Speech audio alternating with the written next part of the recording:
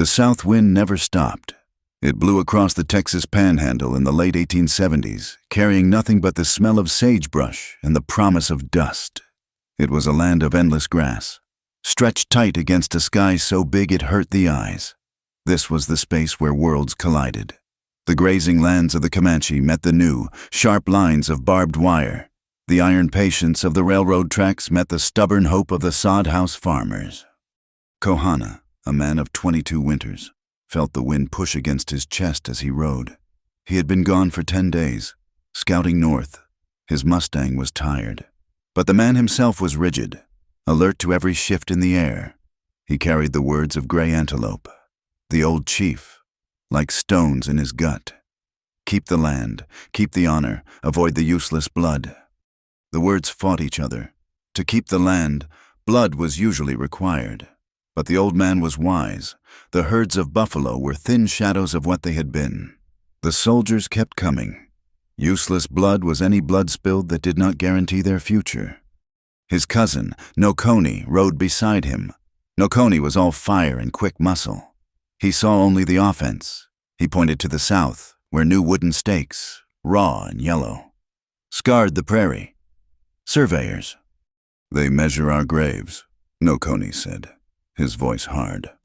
Kohana kept his eyes forward. They measure dirt. Dirt is land. Land is life. We should take those sticks. And the scalps of the men who put them there. Kohana pulled lightly on his reins. The leather creaked. It was a sound of discipline. And bring the blue coats down on the village. On the women that is not honor, that is pride. He gripped the braided leather tighter. He knew this ride was not just about scouting. It was about choosing which way to live, or which way to die. His hunting knife felt heavy at his hip, a weight that felt less like defense and more like a terrible question. 50 miles south, Eliza Hart knew about useless blood. She had seen it soak into the ground when her husband died, taken by a fever 2 years back. She had seen it when her father was kicked by a mule, the life leaving him slow and stubborn.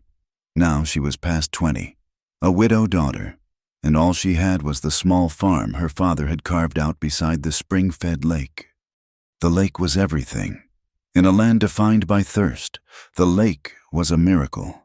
Clear, cool water that rose from the earth itself. It kept her small herd alive. It watered her patch of beans. She called it Heart's Lake. Eliza was strong. She could ride as well as any man. She could set a fence post and shoot a rifle straight enough to keep the coyotes honest. Her hands were raw and split from the work, but she was alone. She had grit, but she had no allies. The land demanded more than one person could give. She worked now, stretching new wire, her gaze constantly sweeping the horizon. Her sweat dried instantly in the relentless wind. She kept her rifle leaned against the wagon wheel, never more than 3 steps away. She was proud. She would not bend, but she knew, in the quiet hours before dawn, that pride was a cold comfort.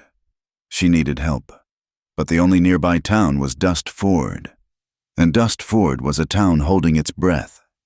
Dust Ford was a collection of hopeful lumber and false fronts, baking under the sun. It served the ranchers, the few farmers, and the railroad crews pushing west. It was a place of quick money and quicker trouble. The trouble, everyone knew, was named Clay Pike. Pike was a man who moved in the shadows of progress. He and his gang of hard men did the jobs the railroad contractors would not, or could not, do themselves. The rumor, spoken low in May's saloon, was that Pike had a new partner, a railroad man named Wexler, who needed water for the steam engines. Wexler had his eye on the only reliable water in the section, the spring-fed lake, Eliza's lake. May heard everything. She ran the saloon with a clean rag and a heavy pour. She was a woman who had seen too much to be shocked, but she watched Eliza with a worried tightness around her eyes. When Eliza came in for supplies, May would slide the sack of flour across the counter and hold her gaze. "Be careful out there. Hart," May said one afternoon, her voice low. "That lake of yours is looking mighty tempting to thirsty men." "It is my lake," Eliza said flatly. May just shook her head. Property is just a piece of paper. Pike does not read much. Across the street, Barlow the blacksmith worked his forge. He was a mountain of a man who spoke mostly in grunts and the ringing crash of his hammer. He was quiet, but he saw the way Pike's men swaggered, and he saw the fear in the eyes of the townsfolk. He would fix Eliza's wagon wheel for cheap, checking the axles with a thoroughness that was his only way of showing concern. He was a good man, but he was one man. The town's moral center, such as it was, rested with Pastor Reed. He was a thin man with a reedy voice that somehow carried. He preached about courage and decency, but his pews were half empty. The people of Dust Ford were polite to the violence. They stepped around it, pretended it was not there, hoping it would pass them by. They were afraid of Pike, and just as afraid of the Comanche, whose land this had been for generations. Kohana returned to the village as the sun bled into the prairie. Gray Antelope sat before his lodge, his face a map of time. He listened to Kohana's report of the yellow stakes. "They are coming," Gray Antelope said. It was not a question. "They are here," Kohana answered. Nokoni stood nearby, vibrating with impatience. "We ride, we burn the stakes. We show them this is our water, our land." Gray Antelope looked at his hands. "For many seasons, we showed them, and for many seasons, we buried our young men. A warrior knows when to draw the knife." He paused, then looked straight at Kohana. "A chief knows when to keep it sheathed. Do not spill blood for sticks. The water, the lake, that is the life. Protect the life. Kohana, not the pride." Kohana nodded, the conflict turning inside him. The tradition demanded he fight. The survival of his people demanded he think. That night, Eliza sat at her rough-hewn table, the small cabin dark save for a single lantern. The wind whistled through the sod walls. She felt the isolation like a physical weight. She was holding onto her father's dream, but it was becoming her nightmare. The rumor about Pike and the railroad wanting her lake circled in her mind. She was one woman with a rifle against a gang of thieves and a railroad company. Her pride told her she could do it. Her gut told her she was a fool. The quiet of the panhandle settled over the land, but it was not peace. It was the silence of a rattlesnake coiled. It was the stillness of the air before the lightning strikes. The prairie was waiting. Kohana, watching the moon rise over the sacred lake he knew his people must protect. Eliza, watching the same moon reflect on the water she believed was hers. Neither of them knew the other existed. Both of them knew the pull was about to come. The wire was stretched tight. Everything was waiting for a single, violent twitch. The sun was not yet a promise. It was a lessening of the dark, a wash of thin gray that turned the endless prairie from ink to charcoal. Eliza Hart shoved the last fence post into the ground. The wood groaned against the hard-baked earth. Her hands were not just raw, they were bleeding. The wire had bitten her, leaving a dozen small, angry cuts across her palms and fingers. She had been working since 3 hours before midnight, using the pale wash of the moon to mend the section of fence her few cattle had pushed down. She ached. It was not a simple soreness. It was a deep, foundational exhaustion that had settled into her bones. Her back felt like splintered wood. Her shoulders burned as if touched by a hot iron. She straightened up, slowly, her body fighting the movement. She looked toward the lake. In the pre-dawn stillness, the water was a sheet of mercury, perfectly reflecting the pale, empty sky. She had not bathed in 3 days. The grime of the farm, the salt of her own sweat, the fine, relentless dust of the panhandle. It was a second skin, heavy and foul. She turned her head, scanning the horizon. Nothing. There was no movement but the endless, whispering bend of the tall grass in the wind. The territory was vast. In this moment, she felt like the only living soul for 100 miles. Her cattle were lowing softly near the sod house, but the lake itself was deserted. This was her time. It was her father's lake, Hart's Lake. That is what he had called it. That is what the faded letters on his hand-drawn map claimed. She needed the water. She needed the clean, cold shock of it to remind her that she was still human, still a woman, not just a beast of burden keeping pace with the seasons. She walked to the bank, her worn boots heavy on the packed earth. She did not bother to go back for a towel. She unlaced the leather string holding her canvas trousers. She slipped them down, her flannel shirt following. She stood naked in the chill air. The wind immediately wrapped around her, raising goose flesh on her skin. She shivered, but she did not hesitate. She walked into the water. It was cold. It was a deep, shocking cold that seized her lungs and stole her breath. She gasped, a small, sharp sound that was swallowed by the emptiness. She pushed deeper, the water climbing her legs, her hips, her waist. Then she submerged completely, pushing off the silty bottom, the icy silk of it sliding over her hair, her face, her aching shoulders. When she surfaced, she let out a long, shuddering breath. The exhaustion was still there, locked in her muscles, but the grime was gone. She felt the water lapping at her shoulders. It was quiet. This was the only peace she ever found. She turned her back to the bank, facing the center of the lake, and began to wash, scrubbing her arms, her face, letting the silence of the rising day settle her.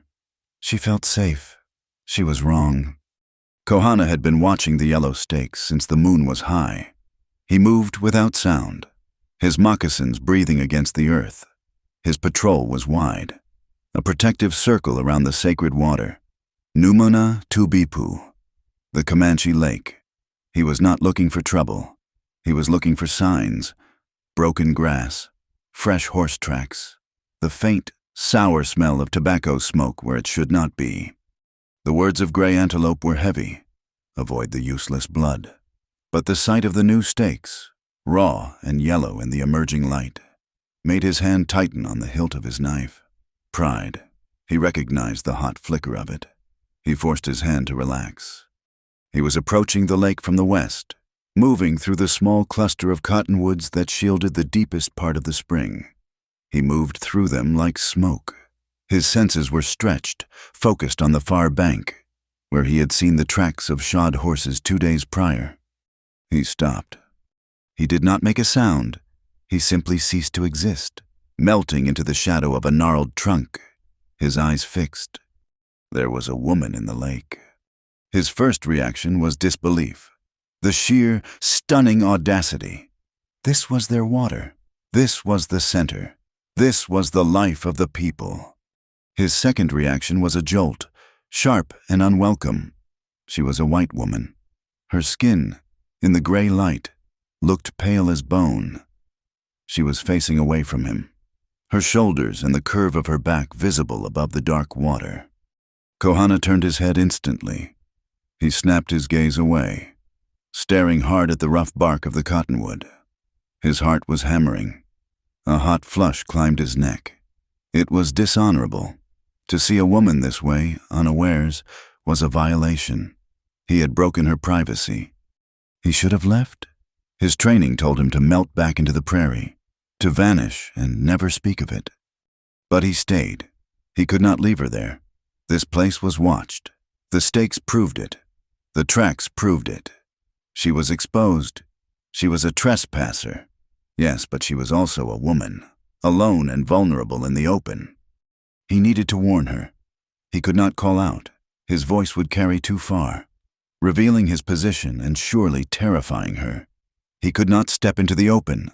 That would be even worse. He pressed his lips together and gave a sharp, low whistle. It was not a tune. It was a signal. The sound of a plains hawk, high and thin. It was just enough to make her look, not enough to sound like a man. Eliza froze. The sound was sharp, cutting through the stillness. A bird. She turned, her hand instinctively coming up to cover her chest, her eyes searching the bank. "Who is there?" she called out, her voice shaky and small in the vast quiet. She saw nothing, just the cottonwoods, their leaves just beginning to bud, just the tall reeds at the water's edge.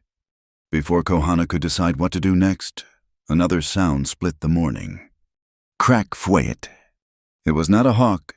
It was the flat, hard report of a rifle. A splash, no bigger than a fist, erupted in the water 3 feet to her left. The bullet. It tore the surface. A violent ripping sound. Eliza screamed. A short, sharp sound of pure terror. She did not think. She dropped below the water, scrambling, pushing toward the bank where her clothes lay in a heap.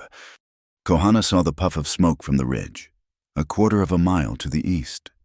A single scout. He cursed under his breath, a sharp Comanche word. The man was not shooting at him. He was shooting at her, to scare her or to kill her. It did not matter.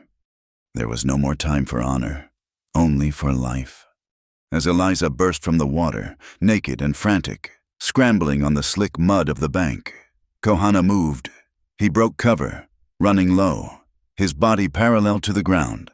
He covered the 20 yards between the trees and the bank in an instant. He did not look at her body. His eyes were on her face, on the stark white terror there. He grabbed her arm. She cried out, trying to pull away, striking at his chest with her free hand. "They shoot," he hissed. He did not yell. His voice was a low, urgent command. Another shot. Crack-sing. The bullet shrieked off the flat stones where Eliza had been standing just seconds before. Splinters of rock stung the air. He did not give her time to think. He hauled her forward, half dragging, half carrying her, pushing her toward the jumble of large boulders that formed the western edge of the lake. "Get down, stay down." He shoved her roughly behind the largest rock, a granite shield tall as a horse. He pressed her flat against the cold stone before crouching beside her, his knife in his hand, his eyes scanning the ridge. The world went silent, save for Eliza's ragged, desperate breathing. She was hyperventilating, her body trembling violently from the bone-deep cold and the adrenaline of fear. She was curled tight, trying to cover herself with her own arms, her back pressed to the rock. Kohana stayed rigid, his gaze fixed on the ridge. He saw the scout, a dark shape on a horse, move slowly, clearly confused by the target's instant disappearance. The man was too far away to be a certain shot, but he was not leaving. He was watching. Kohana waited. 1 minute, 2. The sun was getting stronger, the gray turning to a pale, watery yellow. He finally looked at her. Eliza was looking at him. Her eyes were wide, blue as the lake water, and filled with sheer animal panic. Her hair was slicked back, dripping water onto her shoulders. Her skin was covered in goose flesh. She was staring at his face, his dark eyes, the stark lines of his jaw and cheekbones, his long black hair held back by a simple leather thong. He was Comanche. Her fear did not lessen, but it changed. The immediate terror of the bullet was now mixed with the ingrained, lifelong terror of the man beside her. Kohana saw it. He had seen that look 1,000 times in the eyes of settlers. The look that said savage, the look that said murderer. But this time, it was different. He had just saved her, and he had found her in a moment of total vulnerability. His eyes held hers. There was no contempt in his gaze. He was not looking at her as a prize, or as an enemy, or even as a naked woman. He was looking at a person he had just pulled from a line of fire. His expression was grim, calm, and filled with a heavy, immediate sense of responsibility. Eliza saw that. The knot of panic in her chest eased by the smallest fraction. He was not looking at her. He was looking out for her. He was composed. He was focused. And he had not harmed her. Not. "He waits," Kohana said, his voice a low rumble. He nodded toward the ridge. "You cannot go back to your clothes. He will see you." My horse," Eliza stammered, her teeth chattering so hard she could barely form the words. "My wagon. It is just over the rise." "Where?" She pointed, her hands shaking. "South, behind the bank." Kohana calculated. The scout was east. The wagon was south. The rocks gave them cover to the west. "We must go west, around the ridge." He cannot see us if we stay low." He stood slightly, still keeping his head below the top of the boulder. He untied the rolled blanket from his back. It was his riding blanket, woven wool, thick and heavy. It smelled faintly of horse and wood smoke and sage. He did not hand it to her. He held it up, a shield between them, blocking his own view, and dropped it over her shaking shoulders. "Cover," he commanded. Eliza grabbed the blanket, the coarse wool rough against her wet skin. She pulled it around her body, clutching it at her throat. It was heavy and surprisingly warm. The immediate biting cold subsided. "Thank you," she whispered. The words felt stupid, small. Kohana just nodded. "Stay low. Do not run. Follow me." He began to move, bent at the waist, using the boulders as cover, heading west, away from the ridge and away from her clothes. Eliza followed. She stumbled on the loose rocks, her feet bare and soft. The blanket dragged, catching on brush, but she held it tight. He moved with a speed and silence that was unnerving. He seemed to flow over the terrain, his moccasins finding purchase on the shifting stones. She crashed and slipped, her bare feet protesting every step. He never looked back to see if she was following, but he adjusted his pace. He kept a distance of 10 feet. He was not too close to be threatening, not too far to be abandoning her. He was escorting her. They moved for what felt like an hour, though it was likely only 15 minutes. They circled wide, using a dry wash as cover, keeping the high ground between them and the rifleman. When they finally reached the shallow ravine that led back toward her sod house, he stopped. He pointed. "Your home is there." Eliza looked. She could see the low roof of her cabin, the small, hopeful curl of smoke from her banked fire. She was safe. She turned back to him, to thank him, to ask him. The blanket. But he was gone. She blinked. He had not run. He had simply vanished. There was no sound of retreating footsteps, no breaking brush. One moment he was there, a solid, breathing presence 10 feet away. The next, there was only the wind and the whispering grass. Eliza stood alone in the ravine, clutching a Comanche warrior's blanket, her heart pounding a strange, heavy rhythm against her ribs. She ran the last 100 yards, her bare feet screaming at the sharp stones and prickly pear she did not see. She burst into her cabin, slammed the heavy door, and dropped the wooden bar into place. She leaned against the wood, her body finally giving way to the delayed, violent shock. She slid to the floor, the wool blanket pooling around her. She was alive. The first shock was the bullet. Someone was watching the lake. Someone wanted her gone, or dead. Pike. It had to be Clay Pike. The rumors May had warned her about were not rumors. They were facts, written in lead and smoke. The second shock was the man. He had found her, naked, helpless. Her father had told her stories. The settlers in Dust Ford spoke of the Comanche with a mix of fear and hatred. Savages, kidnappers, devils. But the man at the lake, he had turned his face. He had whistled to warn her. He had pulled her from the gunfire. He had looked at her with responsibility. And he had given her his blanket, his back turned, before leading her to safety. She realized with a sinking cold dread. She had been bathing in their lake, the lake her father had claimed, the lake she called hers. It was not. It belonged to them.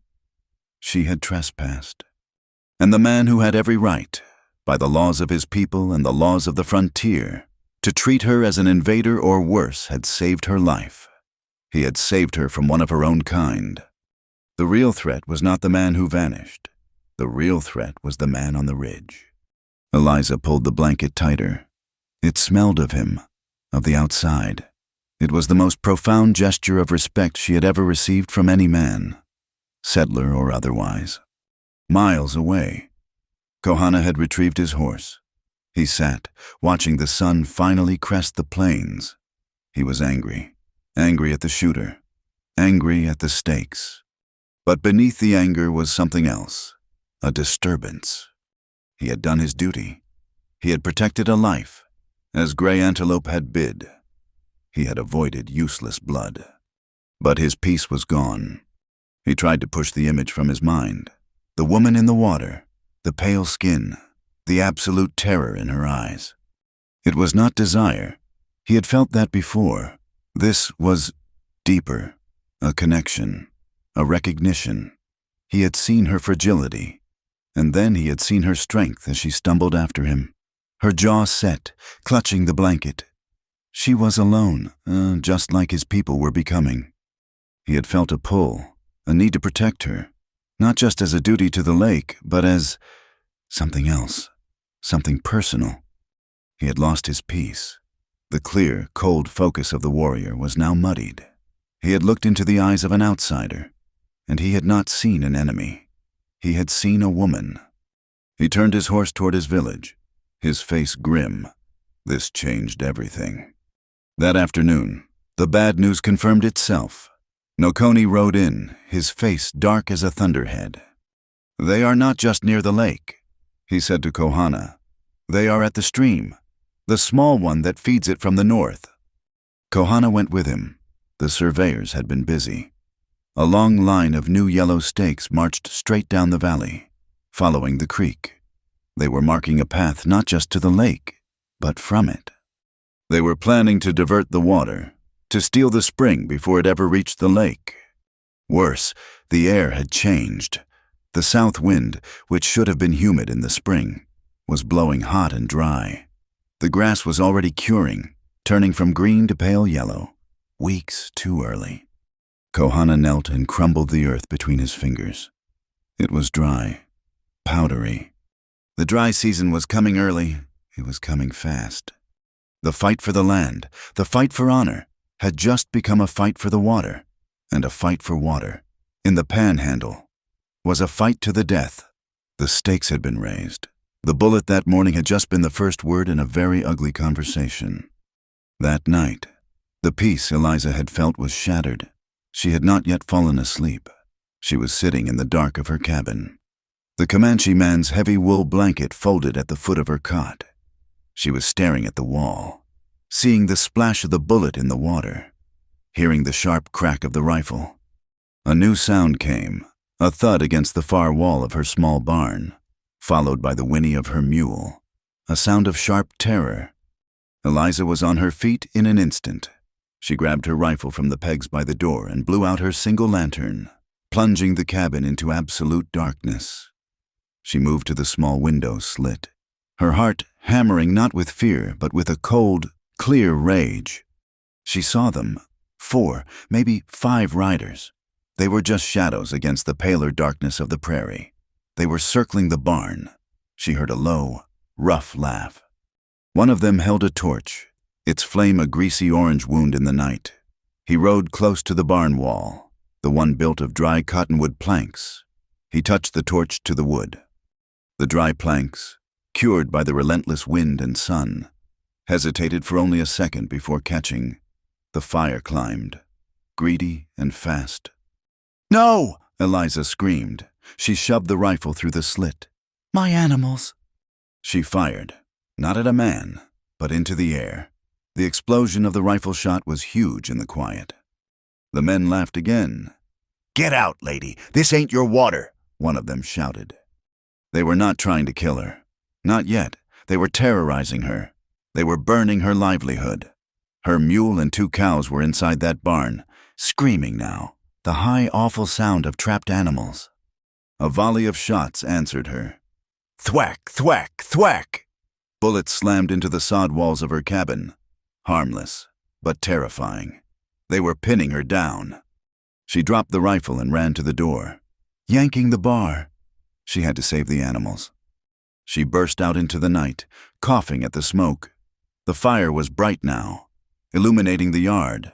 The riders were already pulling back, confident in their work, disappearing into the darkness. "Leave it," one of them called back. "Next time, it's the house." Eliza ignored them. She ran to the barn doors, the heat scorching her face. She fumbled with the latch, her hands shaking. She got the door open and was met by a wall of smoke and terror. She grabbed a piece of feed sack, holding it over her mouth and nose, and plunged in. "Come on, get higher." The mule, panicked, tried to kick her. She slapped its rump, hard, driving it toward the opening. The two cows followed, their eyes wide and white. They burst out into the yard, running toward the lake. Eliza grabbed the water bucket from a rain barrel. The barrel was only half full. Water. It was more precious than gold. And she was about to use it to fight a fire. She threw the first bucket. The flames hissed, mocking her. She ran back, filled it, threw it again. And again, her arms ached. The smoke burned her lungs. It took her nearly an hour. The fire had not been set to destroy, but to warn. She managed to put it out, but a large 10-foot section of the barn wall was gone. A black, jagged smoking hole. She leaned against the good wall, gasping, soot covering her face. Her hands burned from the heat. When the sun finally rose, gray and merciless, she went to inspect the damage. The smell of ash was thick, and she saw it, carved deep into the scorched wood. Where the fire had licked deepest were two letters, CP. Clay Pike. Eliza did not bother to wash. She saddled her horse, the animal still skittish from the smoke. She rode to Dust Ford, the rage a hard, cold knot in her belly. She went to the sheriff's office. The man who wore the badge was a man named Brody. He was sitting with his boots on his desk, cleaning his fingernails with a pocket knife. He looked up when she entered. "Miss Hart, trouble. My barn was burned last night. Men shot at my house. They shot at me yesterday, at the lake." Sheriff Brody sighed. He slowly put his knife away and dropped his feet to the floor. "Now, that's a lot of trouble. You see who did it? Clay Pike. He left his mark, CP, carved it right into the wood." The sheriff rubbed his jaw. "Clay Pike, you say? Well, he's a hard man, but I ain't known him to burn barns. You sure could have been. Comanche, they get restless. They like fire." Eliza's hands clenched. "It was not Comanche. I told you, they shot at me yesterday. These were white men, on shod horses. I heard them laughing." "Shod horses don't prove nothing," Brody said, avoiding her eyes. "Look, Miss Hart, you're living way out there. You're on land that the railroad is surveying. Maybe you're in their way." "I am on my land. My father filed the claim." Maybe not. This sounds like a property dispute to me," the sheriff said, standing up. "It was a dismissal. That's a matter for the circuit judge. He'll be through here. Oh, in a couple of months, I reckon. You wait. You file a complaint with the county court. I cannot just go arresting a man like Pike on your say-so over some charred wood." "You are not going to do anything?" Eliza asked, her voice dangerously quiet. "I'm telling you to wait for the law, ma'am. That's all. Now, I got paperwork." Eliza stared at him. He was a coward, or worse, he was paid. She turned and walked out, the slam of the door rattling the glass in its frame. She went to May's saloon. It was early, and the place was empty save for May herself, polishing glasses. May looked at Eliza's face, saw the soot and the fury, and stopped polishing. What did they do? Eliza told her. Everything. The fire, the animals, the initials, the sheriff. May closed her eyes for a moment. She let out a long, slow breath. "That fool Brody? He's been on Wexler's payroll since the surveyors arrived." She came out from behind the bar. "Let me see your hands." Eliza had not even realized her palms were blistered from the bucket handle and the heat. May went to a back shelf and returned with a small tin. "This is for burns, and rope." She pushed it into Eliza's hand. "You cannot stop this. Eliza, Pike and Wexler. This is the railroad. They don't lose." "It is my water," Eliza said, her voice stubborn. "It is their path," May replied. "Be careful, please." Eliza nodded, her throat too tight to speak. She bought the supplies she needed and left. Her last stop was the smithy. Barlow was at his forge, the ring of his hammer on the anvil the only honest sound in town. He stopped, the hammer held in mid-air. As she approached, he saw her face, her hands. He looked at the new heavy lock she was holding, the one she'd bought at the general store. She explained, her voice flat. "They shot at my house, broke the latch bar." Barlow did not say a word. He took the new lock from her. He looked at it, then tossed it onto a scrap heap. He went into his smithy. He returned with a thick, heavy bar of steel and a mechanism of his own making. It was twice as heavy, twice as strong. "This," he grunted. He wrapped it in a piece of cloth. "Put this on. Use the long screws." He handed her a packet of them. "Barlow, I cannot pay for—" He cut her off, raising one huge gloved hand. He would not look at her. He just nodded toward her horse. "Go home, Eliza, and do not ride in the dark." As Eliza rode out of Dust Ford, Kohana was reporting to the council. He stood before Gray Antelope and the half-dozen elders of his band. Nokoni stood to the side, his arms crossed, his face a mask of simmering impatience. "The stakes follow the creek," Kohana said, his voice clear and formal. "They plan to take the water before it reaches the lake. They mean to bleed it dry." He did not mention the woman. That was a separate matter. It was not council business. It was something else. "The dry season is already here," Kohana continued. "The grass is yellow. If they turn the creek, the lake will be a mud flat by the summer moon. The herds will have nothing. We will have nothing." Nokoni stepped forward, unable to hold his silence. "This is what I said. They are thieves. They come to steal our life. And we talk." "We talk because we must," said an old warrior, his face scarred. "You fight. You bring the soldiers. They will kill us all for one dead surveyor. It is better to die like a man than to live like a dog, waiting for scraps," Nokoni shot back. Gray Antelope raised his hand. The arguing stopped. "Nokoni speaks with the fire of our people. He is right to be angry, but he is young. The panther is brave, but it cannot fight the iron snake. The railroad is the iron snake." The old chief looked at Kohana. "You see the map. You know their ways. We cannot win a war, but perhaps we do not have to." "What do you ask?" Kohana said.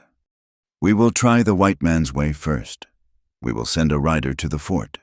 We will show them the old papers, the treaties that promised us this water." Nokoni spat on the ground. "Broken paper." "It is the only paper we have," Gray Antelope said, his voice firm. "But we will not be fools." His gaze settled on Kohana, heavy and final. You will watch.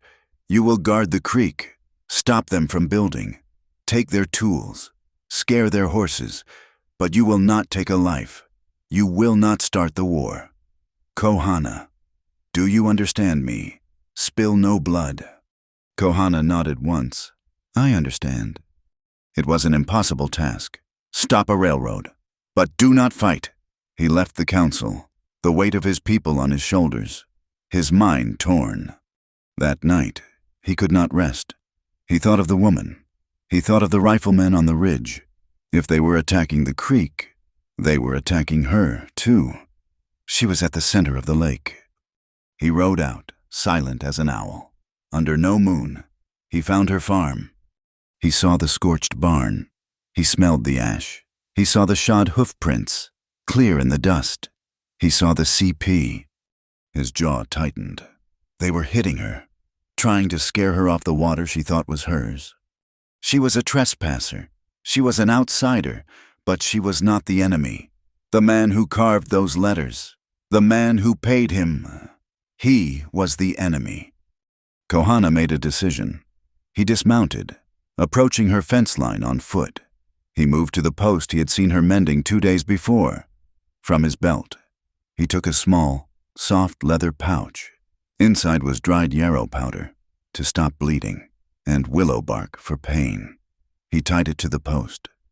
From his sheath, he took his smaller knife, the one he used for skinning, not for fighting. It was a fine blade, sharp as a razor. A tool. He tied its sheath to the post beside the pouch. It was a sign, a message. I see the danger. The threat is Pike. I am not that threat. He stepped back into the shadows and was gone. The next morning, Eliza saw it. She was checking the fence line, her new lock heavy on her cabin door, her rifle in her hands. She saw the items hanging from the post. Her first instinct was fear. He had been here, close to her house. But the fear faded. She walked closer. She saw his moccasin prints in the dirt. He had come on foot. He had been quiet. She touched the leather pouch. She opened it, sniffing the contents. Medicine.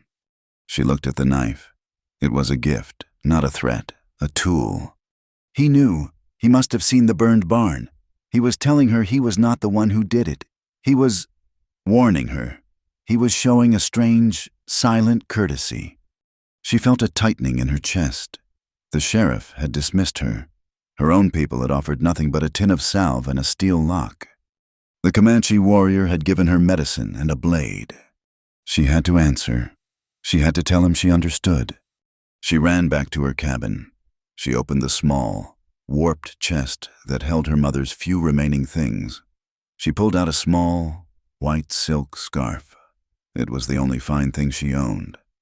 She ran back to the fence post. She untied his gifts, holding them carefully. She tied the silk scarf in their place. It was a fragile thing, stark white against the gray-brown prairie. It snapped and fluttered in the hot, dry wind. A flag, a truce. I understand. I am not your enemy either. In Dust Ford, the real meeting was happening. In a private room at the back of the saloon, Wexler, the railroad man, sat across from Clay Pike. Wexler was neat, his suit dusty but pressed. He was sipping water. Pike was sprawling, his hat on the back of his head, a glass of whiskey in his hand. Your men were clumsy, Wexler said, his voice thin. Burning her barn. That makes noise. It makes people talk. It's a message. Pike growled. She's a stubborn woman. She needs to be convinced. She'll run. I do not care if she runs. Wexler said, I care about the water. I have filed a preliminary claim on that entire spring system, citing the railroad's right-of-way. It is legally thin, but it will work, as long as no one fights it. Oh, they'll fight it. Pike laughed. The woman will. And the Comanche, they think that lake is their church. Wexler smiled. It was not a pleasant sight. That is precisely the point. Mr. Pike, that is why you are here. The Comanche are a problem. A legal challenge from them is complicated. But if they were to become hostile, if they were to say, attack my survey crews. Pike's eyes lit up. The army. Exactly. The army comes. The Comanche are removed. Permanently. The hostile threat is gone. And my water claim becomes permanent. The farmers, like Miss Hart, will have no one to hide behind. They will be trespassing on railroad property. They will fold. So you want me to start an Indian war? Pike said, leaning forward. I want you to secure the railroad's assets. Wexler corrected him, his voice like dry ice. Make it look like the Comanche are on the warpath. Harass my crews, but make it look like them. Scare the woman, scare the town. Get me that water. I will handle the law. The sheriff already understands the situation. This'll cost you, Pike said, his grin showing brown teeth. This will cost the railroad, Wexler said. And the railroad always pays its debts. Get it done? That Sunday, Pastor Reed stood in his church. The building was half empty. The heat was already oppressive. But Eliza was there, in the back, looking pale and determined. May was there. Barlow was there. Reed's sermon was not from the Bible. I look at this town, he said, his reedy voice full of a strange fire, and I see fear.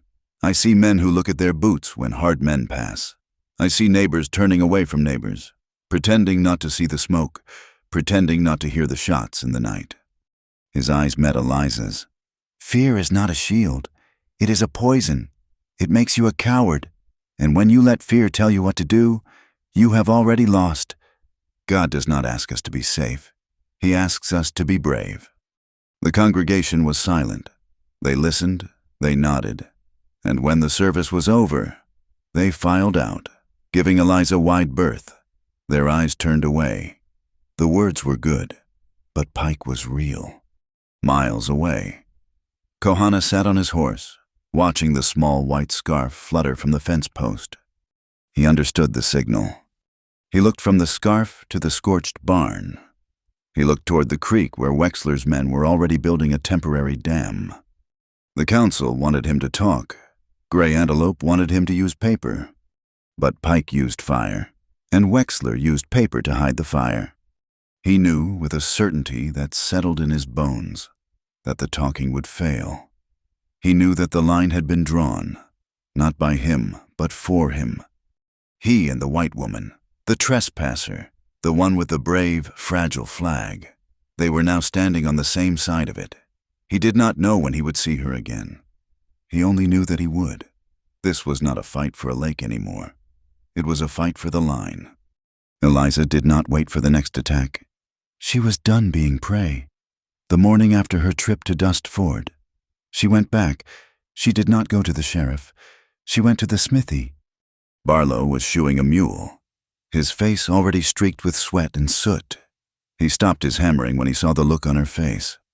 "I need to learn," she said, her voice flat. "I need to shoot better." He looked at her rifle, a standard Winchester. He looked at her hands, still red and blistered. He just grunted, a sound that meant wait. He finished hammering the shoe into place, his movements economical and precise. He released the mule with a slap. Then he turned to her. He took her rifle. He checked the action, sighted down the barrel. He handed it back.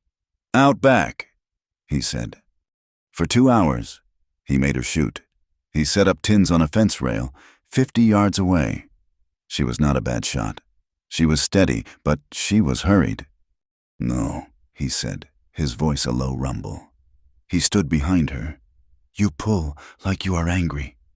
He pressed one huge, calloused thumb between her shoulders. "Breathe. From here. Feel the weight of the rifle. Do not fight it. Squeeze. Let the shot surprise you." She did as he said. She breathed. She felt the heavy steel. She squeezed. The rifle cracked, and the tin can jumped into the air. She did it again and again. For 2 hours. Barlow said nothing more. He just watched, nodding his head, his arms crossed. When she finished, her shoulder ached and her ears rang, but her hands were steady. "Good," he said. He went back into his smithy. She did not leave. "The water," she said. "They are coming for the water." He stopped. "Aye, the lake. If they burn me out, or worse, I need water. A way to hide it." Barlow thought for a long time. He looked at the dry, dusty street. "A cistern," he said. "A deep one, lined with clay, near the house, where you can defend it, under the ground." The work was brutal. For the next week, Eliza did not just patrol. She dug until her hands bled, until her back felt like it would snap in two. She dug a pit 10 feet deep, hauling the dirt out one bucket at a time. She found a clay deposit near the lake and hauled that, too, lining the hole until it was waterproof. It was a grave, a tomb, a secret hope. And every day, she practiced what Barlow had taught her. She also practiced what the Comanche warrior had shown her. She learned to walk her own land. She stopped walking in the open. She moved through dry washes. She learned to look for broken twigs, for the unnatural silence of a bird that had been flushed. She was learning to see. Kohana was also watching. He had obeyed Gray Antelope. He had not started a war, but the peace was false. He watched the camp at the creek, the one Nokoni had almost attacked. He saw the guards. He saw the surveyors. But at night, he saw something else. He lay on a ridge, flat as a snake. For 2 nights before he understood, he heard a sound, A faint, muffled clinking, metal on metal. He moved closer. It took him an hour to cover 100 yards. It was not Pike's men. They were too loud, too careless. This was a different crew. 3 men, working with hooded lanterns that threw only a weak, downward glow. They were not building the dam. They were digging a trench, a narrow, shallow trench that ran from a point above the dam, heading south. And in the trench, they were laying a pipe, long sections of black iron pipe, fitted together. Kohana's blood went cold. This was Wexler's magic. A dam could be seen, a dam could be fought. But this was a hidden taproot, a metal snake that would bleed the creek dry, siphoning the water away to the railroad. And no one in the town would ever see it. They could claim the dam was for local use, while the pipe stole the heart of the water. This was a new kind of war, a war of shovels and iron, hidden in the dark. A few days later, Eliza was checking the reed beds on the eastern edge of the lake. This was the area where the scout had fired at her. She was moving carefully, her rifle held ready. She was looking for the tripwires May had warned her about. She emerged from a stand of willows and froze. He was there, Kohana.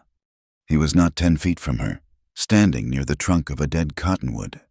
He had been watching her. She had not heard a sound. Her heart leaped into her throat. She raised her rifle halfway. He did not move. His face was unreadable. He simply watched her. She lowered the barrel. She owed him. Her pride fought with the truth. The truth won. She started, her voice rough. I wanted to say thank you for the medicine. I left the scarf to say I understood. She felt foolish. Kohana did not smile. He simply nodded once, a sharp, curt acknowledgement. He had seen the scarf.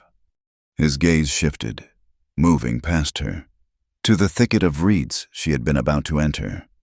The wire, he said. His voice was so low, she barely heard it. What? He lifted his chin, pointing. There. Eliza stared. She saw nothing but the dense wall of brown reeds, shivering in the wind. She took a step forward. No. His voice was sharp. He moved. He was beside her in 2 silent steps. He pointed at the ground, just at the edge of the reeds. She looked down, and she saw it. A thin, dark wire, almost invisible, stretched between 2 broken branches stuck in the mud. It was taut, set at shin height. She would have walked right into it. Pike's men, she whispered, her blood running cold. She looked back at him. You saved me. Again. He looked at her, and his eyes were dark. He was not looking at a woman. He was looking at someone who was, like him, walking through a minefield. They are watching, he said. Do not come here. It is not safe. He turned and walked away. He did not vanish. He just moved into the willows, and he was gone. Eliza stood, her heart hammering, staring at the small, deadly wire. She rode to Dust Ford, the new cistern weighing on her mind. She needed grain, and she needed information. May's saloon was half full. The lunchtime crowd of railroad workers and townsfolk was loud. May saw Eliza, and her face tightened. She brought her a glass of water without being asked. You look like you have seen a ghost, May said, her voice low, for Eliza's ears only. A wire, Eliza said. A tripwire at the lake. I almost... May grabbed a rag and began to wipe the clean bar, her knuckles white. I need to tell you something. About Clay Pike. May's eyes went distant, staring at the whiskey bottles. I knew him. A long time ago. Before this. Before he was... Pike. He was a trapper. I owed him. He saved my brother from a bad debt. She stopped, swallowed. But he changed. The war changed him. The money changed him. He is not just a bully. Eliza, he is a hunter. He enjoys the chase. He will not just burn you out. He will circle. He will poke. He will set his traps. his wires, and he will wait to see you panic. That is his way. He wants to see you break. Eliza felt a chill. I heard his men talking, May continued, leaning closer. They are not at the creek. That is Wexler's crew. Pike's men are in the canyon, the one with the black rocks, west of the ridges. They move after the sun is down. They are watching you. They are watching the Comanche. They are waiting for one of you to make a mistake, to give them an excuse. An excuse for what? To start a war. Wexler wants the army here. Pike is his dog, paid to bloody the ground so the soldiers will come and clear the Comanche out. And you are just in the way. Kohana was having his own fight. He returned to the village to find Nokoni in a rage. The rider sent to the fort had returned. The soldiers had laughed. The paper was worthless. The treaty was old. The railroad had new paper. Now, Nokoni shouted, standing before Kohana and two other young warriors. Now do we fight, or does Gray Antelope send another piece of paper? The council will decide, Kohana said, his voice hard. He was thinking of the hidden pipe. The council is old, Nokoni said. Their blood is thin, ours is hot. They will talk until our children thirst. Tonight, we burn their camp. We break the pipe. You will not, Kohana said. Gray Antelope forbade it. It is useless blood. It is not useless if it saves the water. That night, Kohana knew Nokoni would not obey. He followed his cousin. Nokoni was not alone. He had two others with him. They were riding hard for the creek, carrying torches. Kohana cut them off, his horse seeming to rise from the earth in front of them. Go back, Kohana, Nokoni warned, his hand on his rifle. This is not your fight. You care more for the white woman's scarf than for our people's water. The insult was sharp. Kohana felt the heat rise in his own chest. You are a fool. You will bring the soldiers. You will get the women and children killed. For what?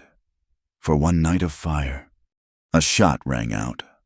It was not from Nokoni. It was from the ridge, a guard from Wexler's camp. He had heard the argument. The bullets sang past Nokoni's head. They see us, one of the warriors cried. Nokoni raised his rifle, firing back at the flash. No, Kohana roared. This was it, the war, the trap Pike had set. Nokoni had just sprung. Kohana spurred his horse directly into Nokoni's, slamming his shoulder into his cousin. He grabbed the rifle from Nokoni's hands, wrestling it away. Go run back to the village, scatter. Another shot, and another. The guards were firing wild into the dark. Kohana shoved Nokoni hard. Go, I will draw them. He fired a shot in the opposite direction, yelling a war cry, and galloped away, leading the guards on a chase north, away from the village, away from Nokoni. He returned hours later, his horse breathing hard, his heart cold. He found Nokoni waiting for him, alone. You saved me, Nokoni said. He would not meet his brother's eyes. You betrayed the council, Kohana said, his voice flat. You are soft, Nokoni said, but the words had no heat. That white woman. The white woman has nothing to do with this. Kohana cut him off. You are a child. You think with your pride, you almost doomed us all. Stay away from me. He rode past him, the rift between them now a canyon. The next day, the sky turned yellow. The wind, which had been hot and dry, stopped. The air became still, heavy. Eliza was in her wagon, heading home from Dust Ford. She had bought more flour and cartridges. She had seen May, who had only shaken her head, her face pale. Be careful, Eliza, the air is bad. It was worse than bad. A low, dark red cloud was rising from the north. A wall of dirt, 1,000 feet high. A true duster. She slapped the reins, trying to make it home. Yaget! She was too late. The wall hit her. The world vanished. It was not darkness, but a thick, choking brown fog. The wind did not howl. It shrieked. A physical blow that threatened to overturn the wagon. The air was filled with grit that stung her skin, filled her eyes, her mouth, her lungs. She could not see the horse in front of her. She was lost, blind. Then the wagon lurched. A front wheel dropped, a sickening thud, into a gully she had not seen. The wagon tilted. The horse screamed, fighting the harness, pulling, digging the wheel in deeper. She was stuck. She was going to die. She would suffocate, be buried in the red dust. She pulled her scarf over her face, but it did not help. She was choking. A shape loomed out of the swirling dust. A man on a horse. Kohana. He had his own blanket wrapped around his face, only his eyes visible. He did not speak. He just pointed. Up. She squinted. Through the red haze, she saw a darker shape, a line of rock, an overhang. "The wagon!" she screamed over the wind. He shook his head. He was off his horse. He unhitched her horse from the wagon, slapping its rump. The animal, wild with terror, stumbled after Kohana's own Mustang, which was already heading for the rocks. Kohana grabbed Eliza's arm.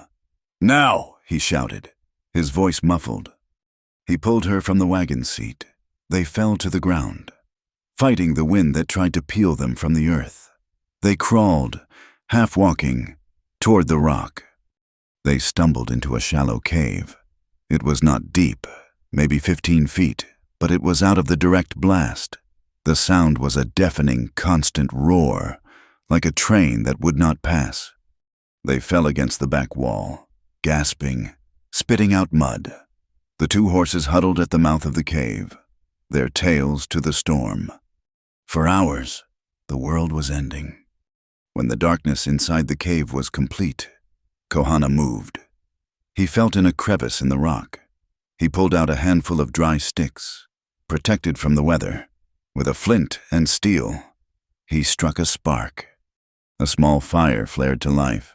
It was tiny, no bigger than his hand, but it was light. It was sanity. They sat, side by side, not touching. The dust still filled the air, but it was thinner in here. Kohana took his water skin. He drank, then held it out to her. "No," she rasped. "It is yours." "Drink," he said. It was not a request. She took it. The water was warm, but it was the best thing she had ever tasted. It cut through the mud in her throat. She began to shiver. The storm had brought a sudden, biting cold. He untied his blanket roll, the same wool blanket. He unfolded it. He draped half of it over his own shoulders, then passed the other half to her. They sat, joined by the heavy wool, sharing its warmth. They watched the small fire. "What is your name?" she finally asked, her voice a low croak.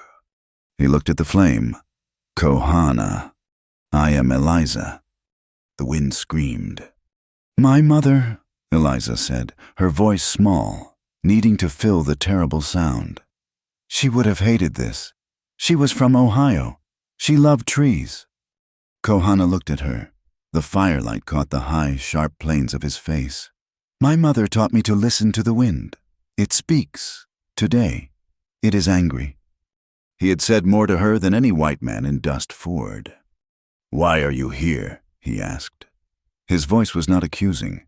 It was a simple question. "This land is hard. It does not want your farms." "I made a promise," Eliza said, her voice thick. "My father, he is buried out there, under all this." She looked out at the red maelstrom. "He filed on this land. He built the house. He died before he saw his first crop. I promised him I would hold it. I would make it work." Kohana nodded slowly. He looked at the fire. "I understand. The lake, the Numuna Tubipu. It is the heart of my people. The ancestors were born from that water. I made a promise to them, to my grandfather, to keep it, to protect the life." They looked at each other in the dim, flickering light.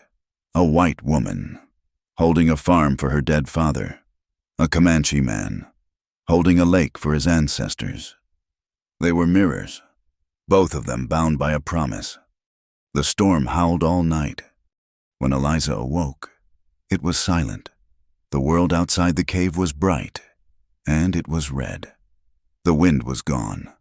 A fine soft layer of red dust covered everything. She sat up. The blanket fell from her shoulders.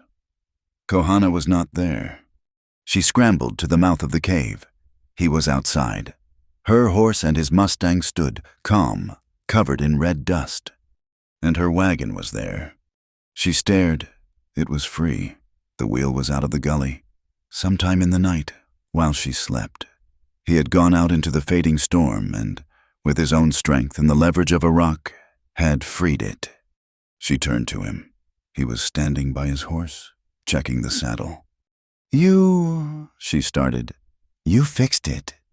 He just nodded. He led her horse to her and handed her the reins. They mounted. They sat on their horses. Two small figures in a vast, silent, newly painted world. The air was clean, washed by the grit. Kohana, she said. Eliza, he replied. It was all the words they had. He turned his horse north, toward the lake. She turned hers south, toward her small, half-buried sod house. They rode away from each other, but the space between them was no longer empty. It was filled with the shared warmth of a blanket, the taste of shared water, and the heavy weight of their promises.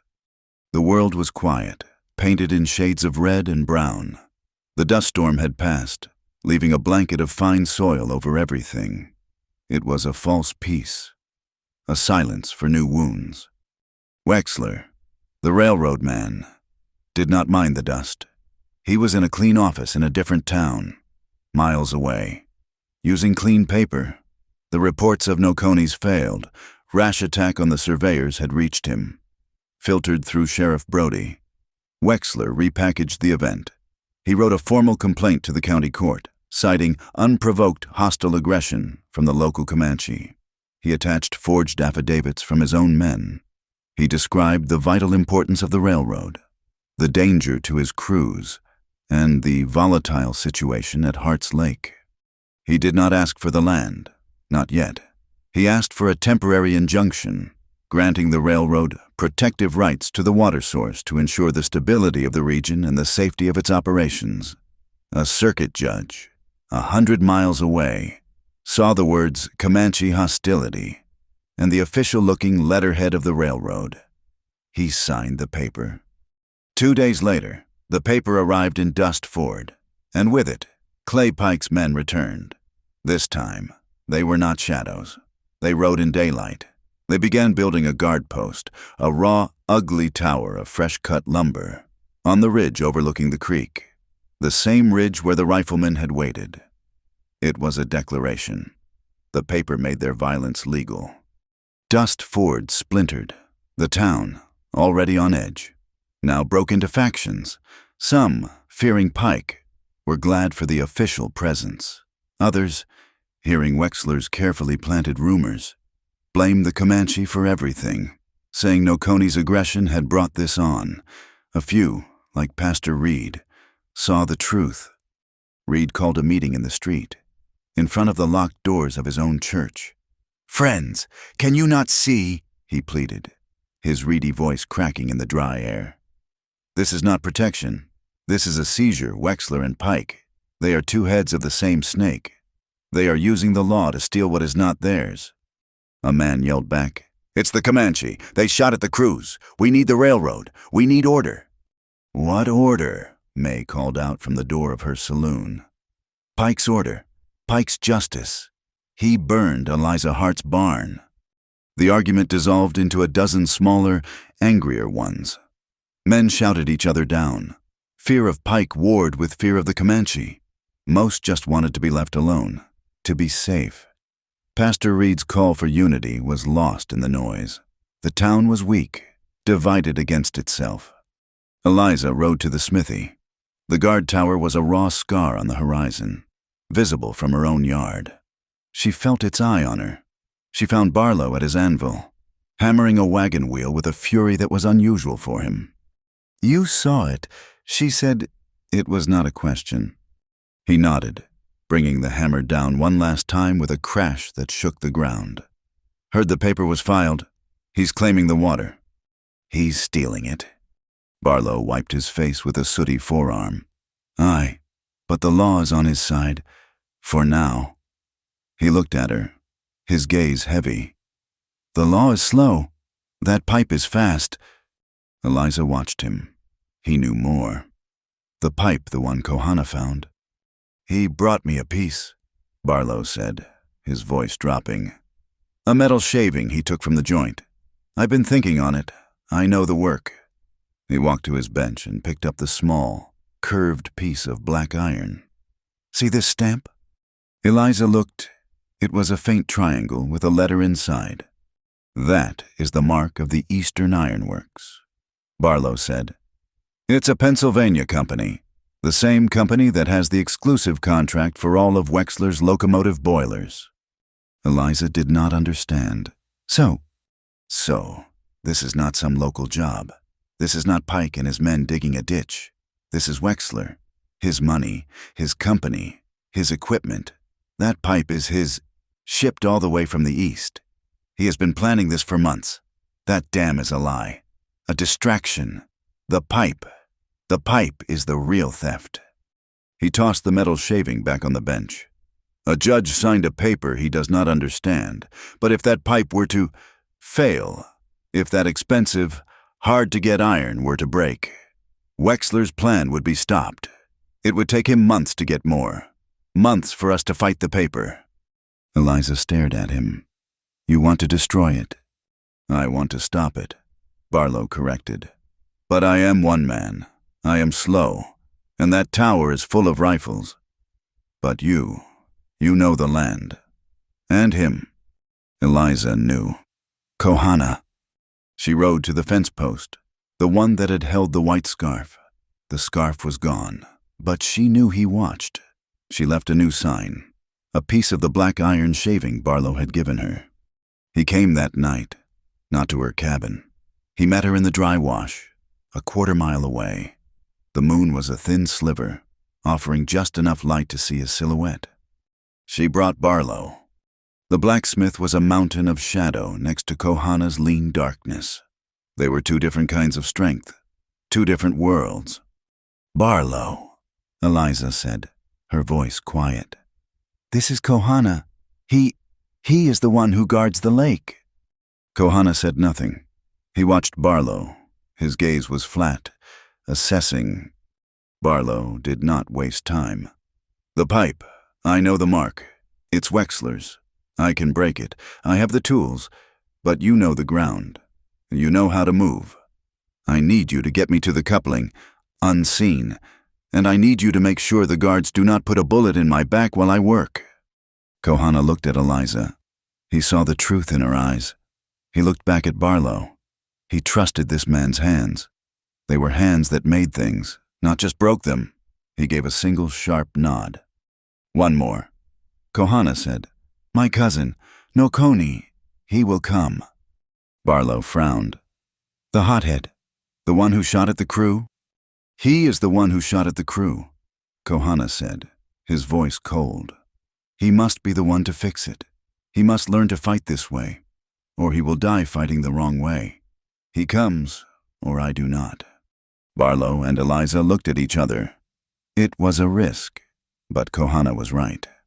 The four of them met 2 nights later. The darkness was total. Nokoni was vibrating with a controlled, furious energy. He was shamed, and he was eager. This was action. Kohana laid out the plan in the dust. 2 guards in the tower, 2 on the ground, at the shed. Nokoni, you and I, we are silent. No knives, no guns, rope. You understand, we bind them. We do not harm them. Nokoni's face tightened, but he nodded. He would obey. Eliza, Kohana continued, you are the watch. You will be on the small ridge. There. He pointed. You have the rifle.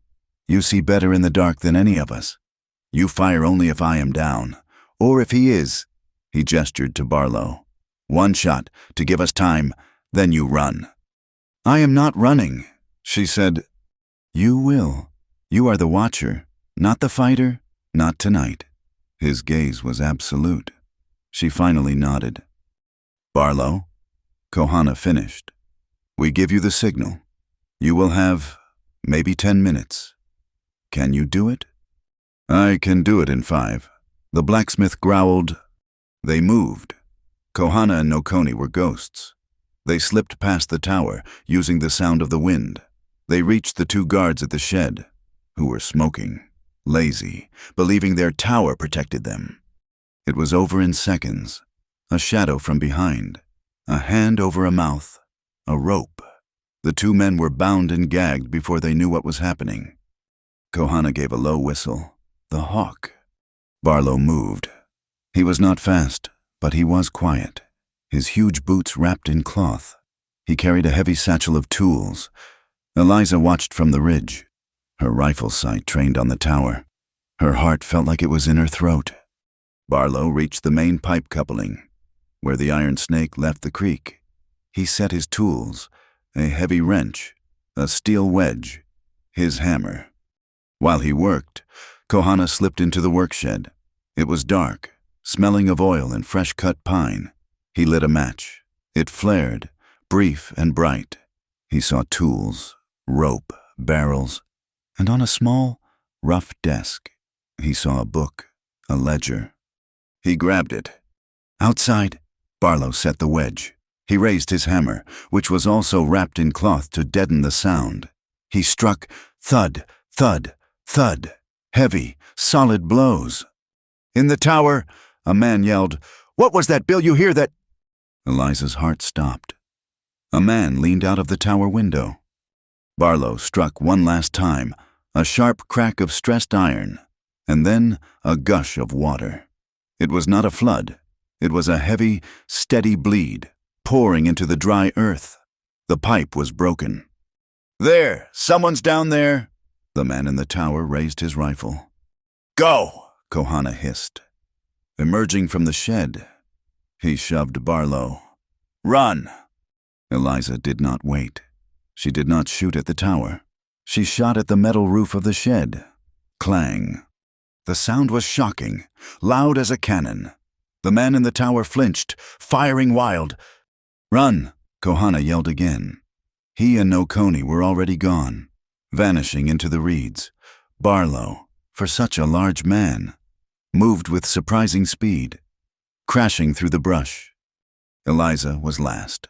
She fired once more at the shed, then slid back down the ridge, her rifle in her hands, and disappeared into the gully. By morning, the camp was swarming. Wexler was there himself, his face pale and tight with fury. The ground was a muddy pit.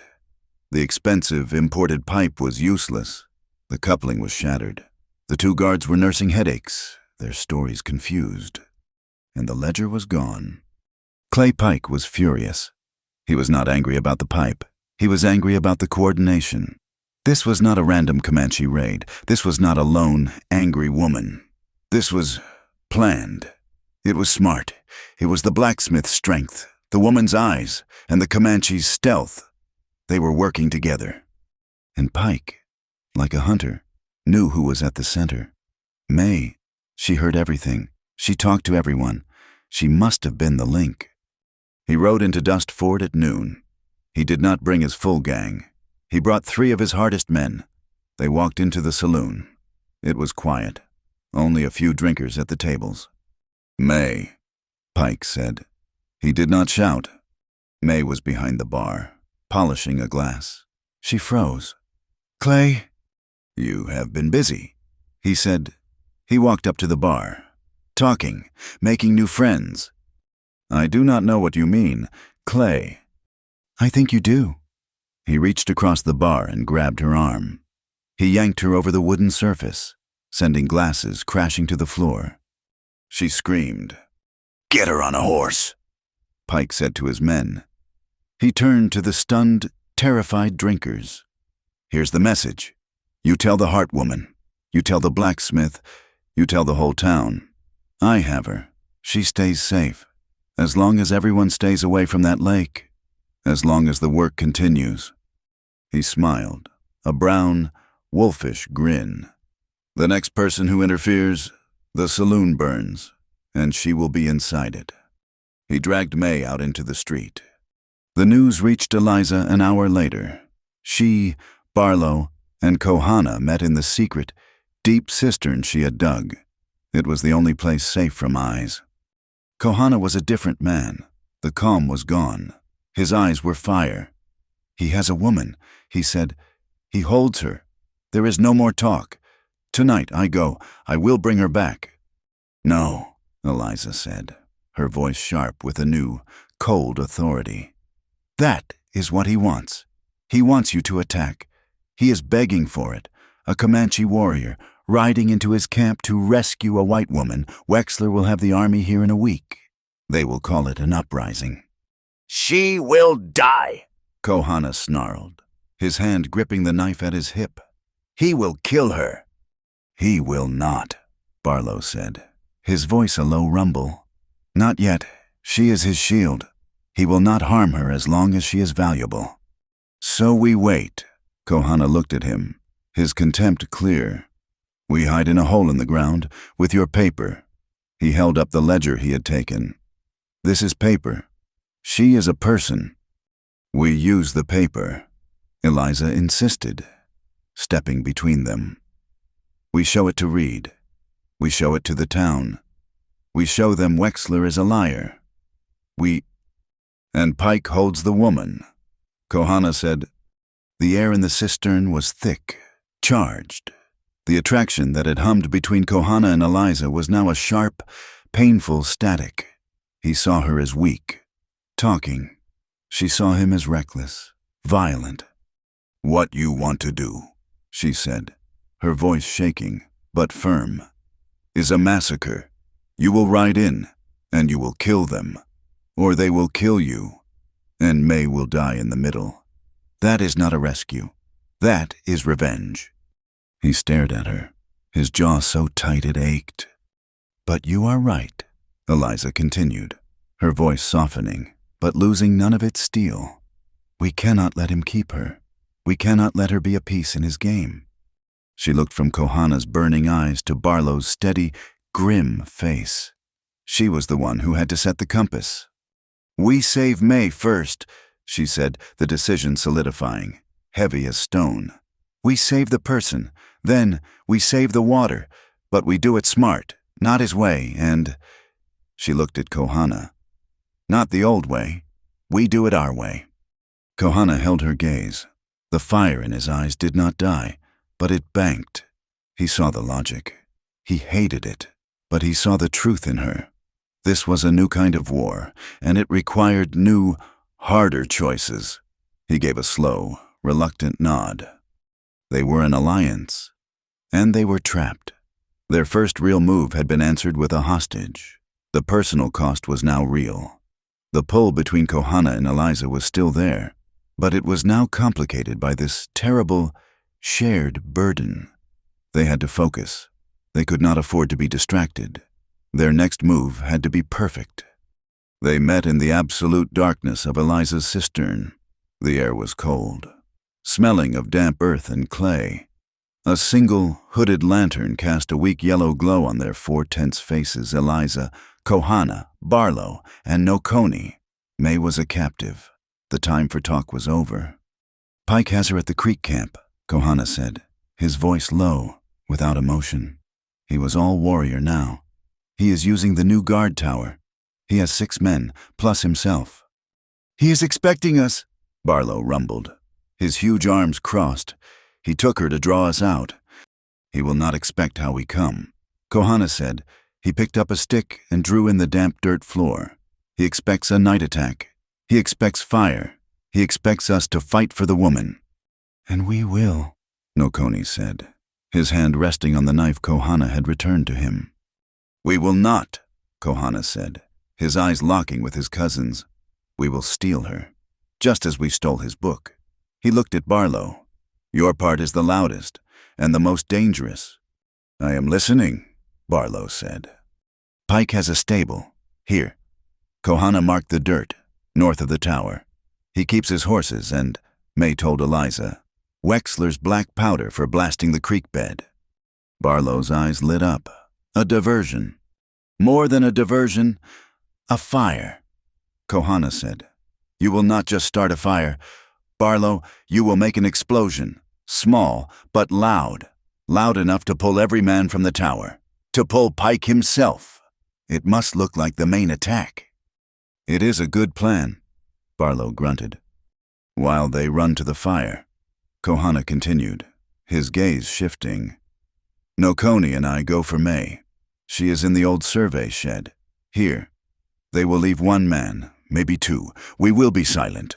No guns." He looked at Nokoni, his eyes hard. "No guns. Not until I say, you will use the rope. You will obey." Nokoni's jaw tightened. He was being used as a helper, not a warrior. But he looked at Eliza, and at Barlow, and he swallowed his pride. He nodded. "Where am I?" Eliza asked. Kohana turned to her. "You are the key. You are the reason we live, or die. Pike has the tower, but you have the cliff." He pointed to a spot on his dirt map, the one where you shot the lantern. Eliza stiffened. He had seen that. "No," Kohana said, reading her expression. "Barlow told me. The clang on the roof. It was smart." He paused. "From that cliff. You see everything. You see the tower. You see the shed. You see Barlow at the stable. You are the Overwatch. You have the rifle. You do not fire. You watch. If Pike does not move, if the guards do not run to the fire, you fire one shot. At the tower bell, to make them move, but you do not, under any circumstance. Show yourself." Eliza nodded, her knuckles white on her rifle stock. "We go," Kohana said. "We bring May home." They moved through a darkness so complete it felt like water. The moon was a prisoner, hidden behind a thick veil of clouds. Eliza climbed the rocky cliff face, her rifle slung on her back. She found the perch. It was perfect. She could see the entire camp laid out below her, a collection of dark shapes and one single, lazy campfire.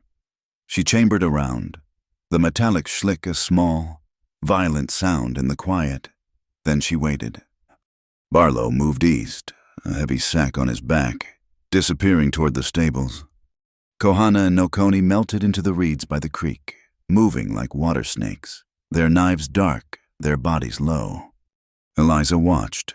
This was the stillness of the coiled snake. She saw Barlow reach the stable, a shadow detaching itself from other shadows. He was inside for 3 minutes. Then he was out, a thin trail of fuse smoking behind him. He ran, fast, toward the creek. At the same time, Kohana and Nokoni rose from the earth outside the survey shed. There was one guard, a man leaning against the door, smoking a cigarette. Kohana signaled. Nokoni, his face a mask of stone, looped the rope. They moved. It was fast. It was brutal. Kohana's hand covered the man's mouth, stifling his cry. Nokoni's rope went tight. They lowered the man to the ground, bound and gagged. Kohana tried the door, locked. From the east, a sudden, bright flash. Fwoomph! A low, whooshing explosion. The ground shook. Flames shot 30 feet into the air. The stable roof lifted, then collapsed in on itself. Horses screamed. "Fire the stables!" a man yelled from the tower. "It is the Comanche. They are burning the horses." Eliza saw them.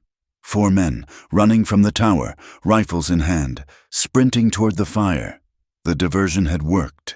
It was perfect. Kohana and Nokoni kicked the shed door. The wood splintered. They were inside. But the plan was already broken. One man had not run.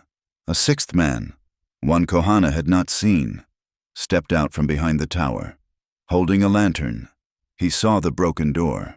He saw the bound guard. "Alarm!" he shrieked, firing his pistol into the air. "They are at the shed. They are at the—" Nokoni was outside the door. He did not wait. He did not use his rope. He had his rifle in his hands. He raised it and fired. The shot was deafening. The man with the lantern spun, clutching his chest, and fell. Nokoni had taken a life, the first life. Eliza cursed, her voice a low whisper. Nokoni, Kohana's voice was a roar of fury from inside the shed. An alarm bell started ringing from the top of the tower. Clang, clang, clang. The men who had run to the fire stopped, confused. They turned, firing their rifles back toward the shed. Bullets began to thwack into the wood. Then, the main cabin door burst open. Clay Pike stood there, silhouetted against the light, his face a mask of rage. He was holding a shotgun. "Kohana," Eliza whispered, her rifle sight finding Pike's chest. Kohana burst from the shed. He was not carrying May. He was supporting her, the woman stumbling, weak but alive. Pike saw them. He raised the shotgun. "This ends. Savage." Kohana shoved May to the ground, shielding her with his own body, drawing his knife. Eliza could not shoot. Kohana and May were in her line of fire. The men from the stable were running closer. Nokoni was firing, trying to give cover. Pike leveled the shotgun at Kohana, who was a stationary target, protecting May. Eliza moved her aim. She breathed. "Feel the weight. Let it surprise you." She was not aiming at Pike. She was aiming at the heavy oil lantern that hung from the roof of the main cabin, the one that was illuminating the entire yard, the one that made Kohana a perfect target. She squeezed the trigger. The rifle bucked against her shoulder, 100 yards away. The metal lantern exploded in a spray of glass and burning oil. The world went black. "Now!" Eliza screamed, her voice carried away by the wind. "Kohana, go!" Nokoni yelled. Pike roared in the darkness, firing the shotgun. The blast was blind, a deafening thunder of buckshot that shredded the air where Kohana had been a second before. Kohana grabbed May, pulling her up. "Run to the creek, go!" He shoved her toward the reeds. He turned to follow. Another shot, this one from a rifle, from one of the returning guards. Kohana felt a white-hot poker sear across his left forearm. He grunted, a sharp intake of breath, but he did not fall. He plunged into the darkness of the reeds, Nokoni right behind him. Clay Pike stood in the burning, chaotic yard. He was breathing heavily, his shotgun useless. "Light, get a light." He looked up. The shot that had taken out the lantern had come from the cliff, the same cliff from the day the woman was... He remembered. The rifle shot that hit the water. The strange disappearance. He saw her, a flicker of movement against the skyline as she scrambled back from the edge. "You!" he bellowed into the wind. He raised his rifle, firing up at the darkness, the bullets sparking uselessly off the rocks. The Heart Woman. He looked at the burning stable, at his dead guard, at the empty shed.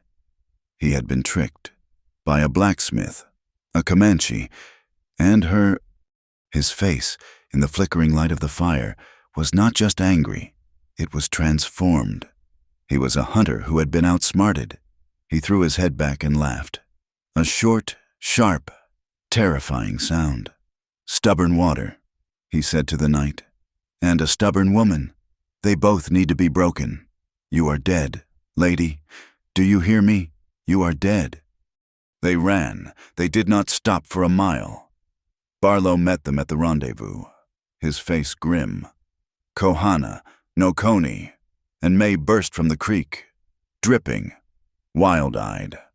"He is hurt," Nokoni said, his voice tight. He was looking at Kohana's arm, which was dripping a dark trail.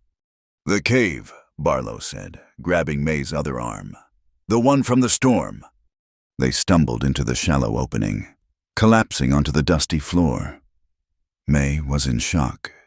She was breathing in ragged, painful sobs. She looked at Kohana, at the blood running down his dark skin, at his Comanche face. This was the man who had just saved her. He was not a devil. He was just a man who was bleeding for her. The prejudices of a lifetime began to crack. Miles away, a rider reached the telegraph office. He handed the message to Wexler, who was waiting. The railroad man read the lines. Camp attacked. Hostage lost. 1 guard dead. Ledger gone. Pike suspects Hart Comanche alliance. Wexler crumpled the paper. His face was pale. Pike was a fool, a blunt, clumsy, violent fool. He had turned a legal maneuver into a war. He had exposed them. That ledger. It had the payment schedules. It had Pike's name next to Wexler's own. Get me Sheriff Brody, Wexler said to his assistant. And the county clerk. Tell them we ride for Dust Ford at sunrise. The injunction is no longer temporary. We are seizing the lake for critical infrastructure protection. We are done asking. In the cave, the night was cold. Barlow, Noconi, and May were huddled at the mouth, exhausted, watching the plains. In the back, in the deepest dark, Eliza lit the small, smokeless fire Kohana had shown her. She tore a long strip from her own petticoat. Kohana sat, his back against the rock, his face grim. He had failed. Noconi had killed. The war was here. Let me, Eliza said, her voice a whisper. He held out his arm. The bullet had torn a shallow, 4-inch groove through the muscle of his forearm. It was bleeding badly. She knelt in front of him. She poured a little water from her canteen onto the cloth. Her hands were shaking. She was the woman who had coolly shot a lantern from 100 yards. She was the woman who had faced down Brody, who had dug a cistern with her bare hands. But here, in the dark, faced with his blood, she was shaking. He watched her. He saw the tremor in her fingers as she gently, so gently, washed the grit and blood from the wound. I am sorry, she whispered. This is my fault. May, the ledger. You shot the light, he said, his voice a low rumble. You saved us. Noconi. He forgot the plan. He chose blood. He was protecting you, she said, looking up, her eyes huge in the firelight. He was protecting his pride, Kohana said. She focused on the wound, wrapping the cloth tightly. Her hands were still trembling. She was not shaking from cold. She was shaking from the realization of how close she had come to losing him. The bullet had been inches from a kill. The thought of him gone. It left a cold, hollow space in her stomach. He felt the tremor in her hands. He saw the shine of unshed tears in her eyes. This was not the fear of a woman for an ally. This was something else. You are shaking, he said, his voice soft. I am fine, she lied, tying the knot. Her fingers fumbled with the cloth. He reached with his good hand, his right hand. He did not touch her face. He covered her trembling hands, steadying them, his fingers warm and strong over hers. He held them there, against the bandage on his own arm. It is done, he said. She looked up. Her face was inches from his. The firelight was on her cheek, on the stray hairs that had escaped her braid. He saw the dust. He saw the exhaustion. He saw the woman who had ridden out a dust storm with him. The air in the cave was thick. It was charged. There was no one else in the world. Just the two of them, connected by his wound, by her touch. He leaned forward. She did not pull back. She leaned in, her eyes closed. Their lips were a breath apart. She could feel the warmth of his skin. He stopped. He could smell the smoke on her, and the faint, clean scent of soap that was just her. He could not. It was not right. Not now. May was there. Noconi was there. And this was a weakness they could not afford. A leader could not be compromised. A warrior could not be distracted. He pulled back, slowly. Eliza opened her eyes. The moment was broken. She felt a flush of shame and a deeper, colder disappointment. She pulled her hands from under his. You should rest, she said, her voice suddenly formal. All business. Kohana nodded, the mask of the warrior settling back onto his face. We rest. At sunrise. We warn gray antelope, and then we go to the town. Wexler will not wait. They sat in the darkness, 2 feet apart, the space between them a canyon of unspoken, impossible things. The sun was not yet an hour high when Wexler rode into Dust Ford. He came with the cold authority of a man who believed he had already won. He was not in his simple buggy. He was in a land office carriage, accompanied by Sheriff Brody, who looked pale and unhappy, and a thin, sweating man in a dark suit, the county lawyer. 10 heavily armed men, not Pike's usual rough scouts, but hired guards from the railroad, fanned out behind him. Wexler did not wait. He pulled up in the middle of the street, directly in front of the locked, dark doors of May's saloon. "This is the public square," Wexler announced, his voice carrying in the thin morning air. He held up a thick document with a red wax seal. "By authority of the county court and the United States government, this injunction is now permanent. This water source is seized under the Railroad Act for protective custody. The saloon will serve as the temporary claims office." He handed the paper to Brody. "Posted." As Sheriff Brody reluctantly moved to nail the lie to May's door, another sound filled the air. Bong, bong, bong. It was the church bell. Pastor Reed was in the bell tower, pulling the rope. Not an alarm, but in a slow, steady summons. One by one, the people of Dust Ford emerged. They came from the general store, from the livery, from their small homes. They gathered in the street, sleepy, confused, and afraid. Then the crowd at the south end of the street parted. A quiet fell, deeper than the fear of Wexler. Gray Antelope walked into the street. He was followed by Kohana, his arm in its white bandage, and Nokoni, his face a mask of iron. Behind them came 4 elders of the Comanche people. They walked, unarmed, into the center of the white man's town. It was the first time in a decade such a thing had happened. Gray Antelope stopped, his ancient eyes fixed on Wexler and the paper in Brody's hand. "What is this?" Reed called out, stepping down from his church steps. "You cannot simply seize private property." Wexler. "Private property that is the center of a hostile uprising," Wexler snapped, his confidence returning. "These men," he pointed at Gray Antelope and Kohana, "are murderers. They attacked my camp. They killed my men. They are inciting a war." "That," a new voice called out, "is a lie." The crowd turned. Eliza Hart walked through them. She was followed by Barlow, and then by May, who looked pale but furious. Eliza was caked in dust and soot.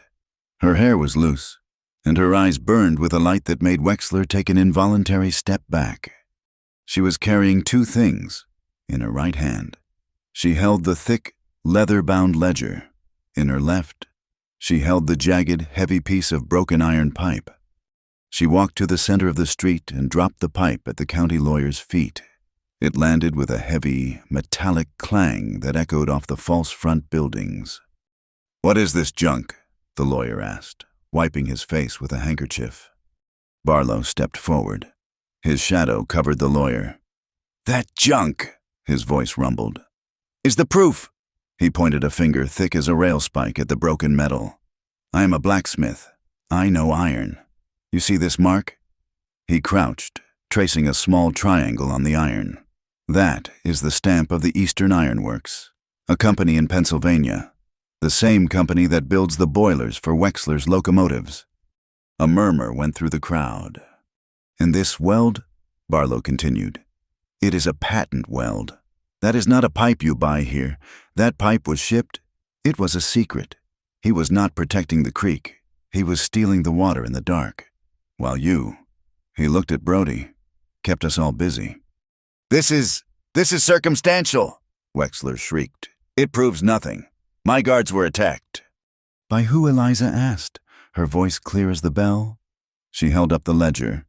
"This is your workshed ledger, stolen from your camp. It lists every man you paid, and it lists the name of the man you paid them through." She turned the book. Her voice did not waver.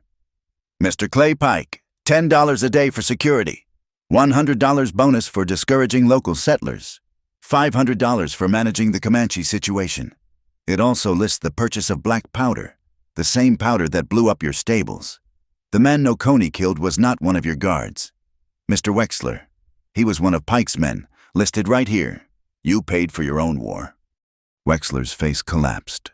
The color drained from it. He saw the lawyer look at him, then at the ground. A look of profound disgust. He saw the faces of the town, the fear replaced by a slow, rising, collective rage. Brody, arrest them, Wexler screamed. Arrest them all. They are conspiring against the government. You are done talking. Wexler. The voice was a low growl. Clay Pike stepped out from the alley beside the saloon. He was not smiling. He had 3 of his men with him. He knew the game was over. He moved faster than anyone could react. He lunged, not at Eliza, but at the closest, easiest target. He grabbed Pastor Reed, spinning him around, locking an arm around the preacher's thin neck. He pressed the wide-bore pistol to Reed's temple. The street went absolutely, terribly silent. Well now, Pike breathed, his eyes wild. He looked at Wexler. You and your paper failed. He looked at Eliza. And you, lady, you just cost me a lot of money. He jammed the gun harder against Reed's head. Everyone, back away. Barlow, you first. Put your hands up. Barlow raised his hands, his face a knot of helpless fury. That is right, Pike grinned. We are all going to just stand here, while my boys and I get our horses. And if anyone so much as... Let him go, Pike! The voice came from above. Kohana. He was standing on the narrow wooden awning over the saloon's boardwalk. He was alone. His bandaged arm was stark in the sunlight. His hands were visibly empty. He looked down, not at the crowd, but only at Pike. Pike laughed, a harsh, barking sound. Well, look at that. The whole family. You come down here, savage, or I swear to God I will paint the street with this preacher. You will not, Kohana said. His voice was calm, but it cut through the air. You are a thief. You are not a fool. You kill him. You die here. Your men know it. The 3 men with Pike shifted, their eyes darting between Kohana and the angry, trapped faces of the townsfolk. I will take that chance, Pike yelled, his voice cracking. You do not have to, Kohana said. You do not want him. You want the water. You want me. He reached to his belt, his good hand slowly drawing his skinning knife, the one he had left on Eliza's fence. He held it up. The blade flashed. Then he threw it. It was not a threat. It was a statement. The knife arpeggiated, a perfect, spinning arc, and thudded deep into the dirt of the street. Not 3 feet from Pike's boot, it stuck there, vibrating. The crowd gasped. Kohana stood, unarmed. If you want the water, he said, his voice now a low command, you must step over honor. Take the knife. Meet me at the lake. 1-on-1. Let these people go. It was a challenge, a duel, an ancient law. Pike stared at the quivering knife. He stared at the unarmed Comanche warrior. He saw the faces of the crowd, waiting. He saw the lawyer. He saw Eliza. He knew he was beaten. He was not a warrior. He was a bully. He smiled, a terrible, broken-toothed grin. He shoved Pastor Reed so hard the man fell to his knees. To the lake, Pike roared at his men, burn it all. He was not accepting the challenge. He was running. His 3 men opened fire. Not at Kohana. They fired into the crowd. It was chaos. People screamed, diving for cover. Glass shattered from the general store. Horses reared. But the town did not just hide. As one of Pike's men turned to run, Barlow, with a roar, Dove, tackling the man around the waist. They crashed through the saloon's bat-wing doors. A second gunman raised his pistol at Eliza, but May, with a scream of pure rage, swung a heavy piece of firewood she had grabbed, catching the man's arm. The bone snapped with a wet crack. The town, seeing the blacksmith and the saloon owner fight, finally moved. 2 ranchers, who had been arguing over Wexler seconds before, jumped the 3rd gunman, bearing him to the ground in a cloud of dust and fists. Kohana leaped from the awning, landing in a crouch, He looked at Eliza, his eyes blazing. She was safe. In the confusion, Pike had made it. He and the 3 men who had been holding his horse were already at the end of the street, kicking their mounts into a gallop. They were riding hard, leaving a trail of dust. Kohana ran to the alley where his Mustang was tied. Nokoni was already there, his face alive. "Brother, they are running." "No," Kohana said, swinging onto his horse's back. He looked at Eliza, who was already untying her own horse from the wagon. "They are not running. They are going to the lake." Barlow emerged from the saloon, rubbing his jaw. "He is gone."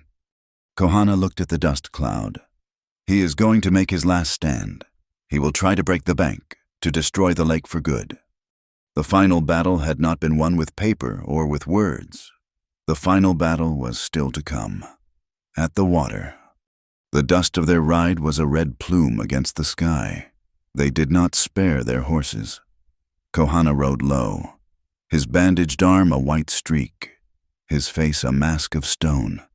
Eliza rode beside him, her rifle in a saddle scabbard, her lariat, the rope she used for her cattle, coiled and strapped to her saddle.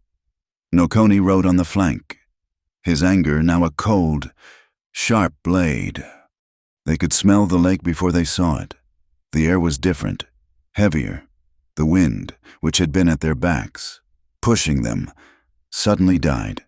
The world went still. Then the wind shifted, coming from the west, and it was cold. It carried the scent of ozone. Kohana reined in his horse at the top of the ridge. He looked up. The sky was no longer a clear Texas blue.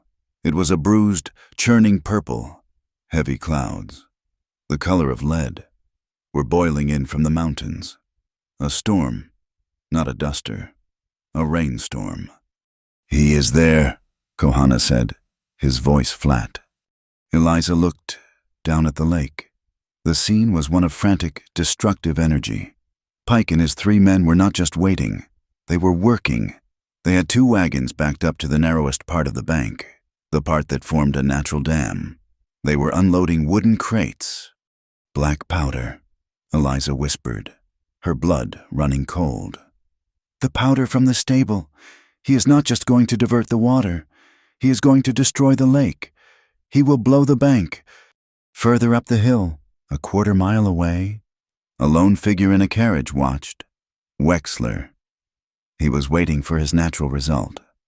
"If he breaks that bank," Eliza said, her voice tight, "the whole lake will go. It will flood the lowlands, and in 2 hours, it will be gone. A mud pit." "He will not," Kohana said. He looked at Nokoni. "The powder, that is your only task. Stop the fuse, whatever it takes." Nokoni met his gaze. This was his redemption. He nodded. "Once. I will stop it." "Eliza," Kohana said, turning to her, "you have the rifle. You will stop any man who tries to light that fuse. You are the fire." "What about you?" she asked, her heart hammering. "Pike is mine," Kohana said. He slipped from his horse. "He and I, we are finished. Here." He began to move down the slope, silent as the shadow of a hawk.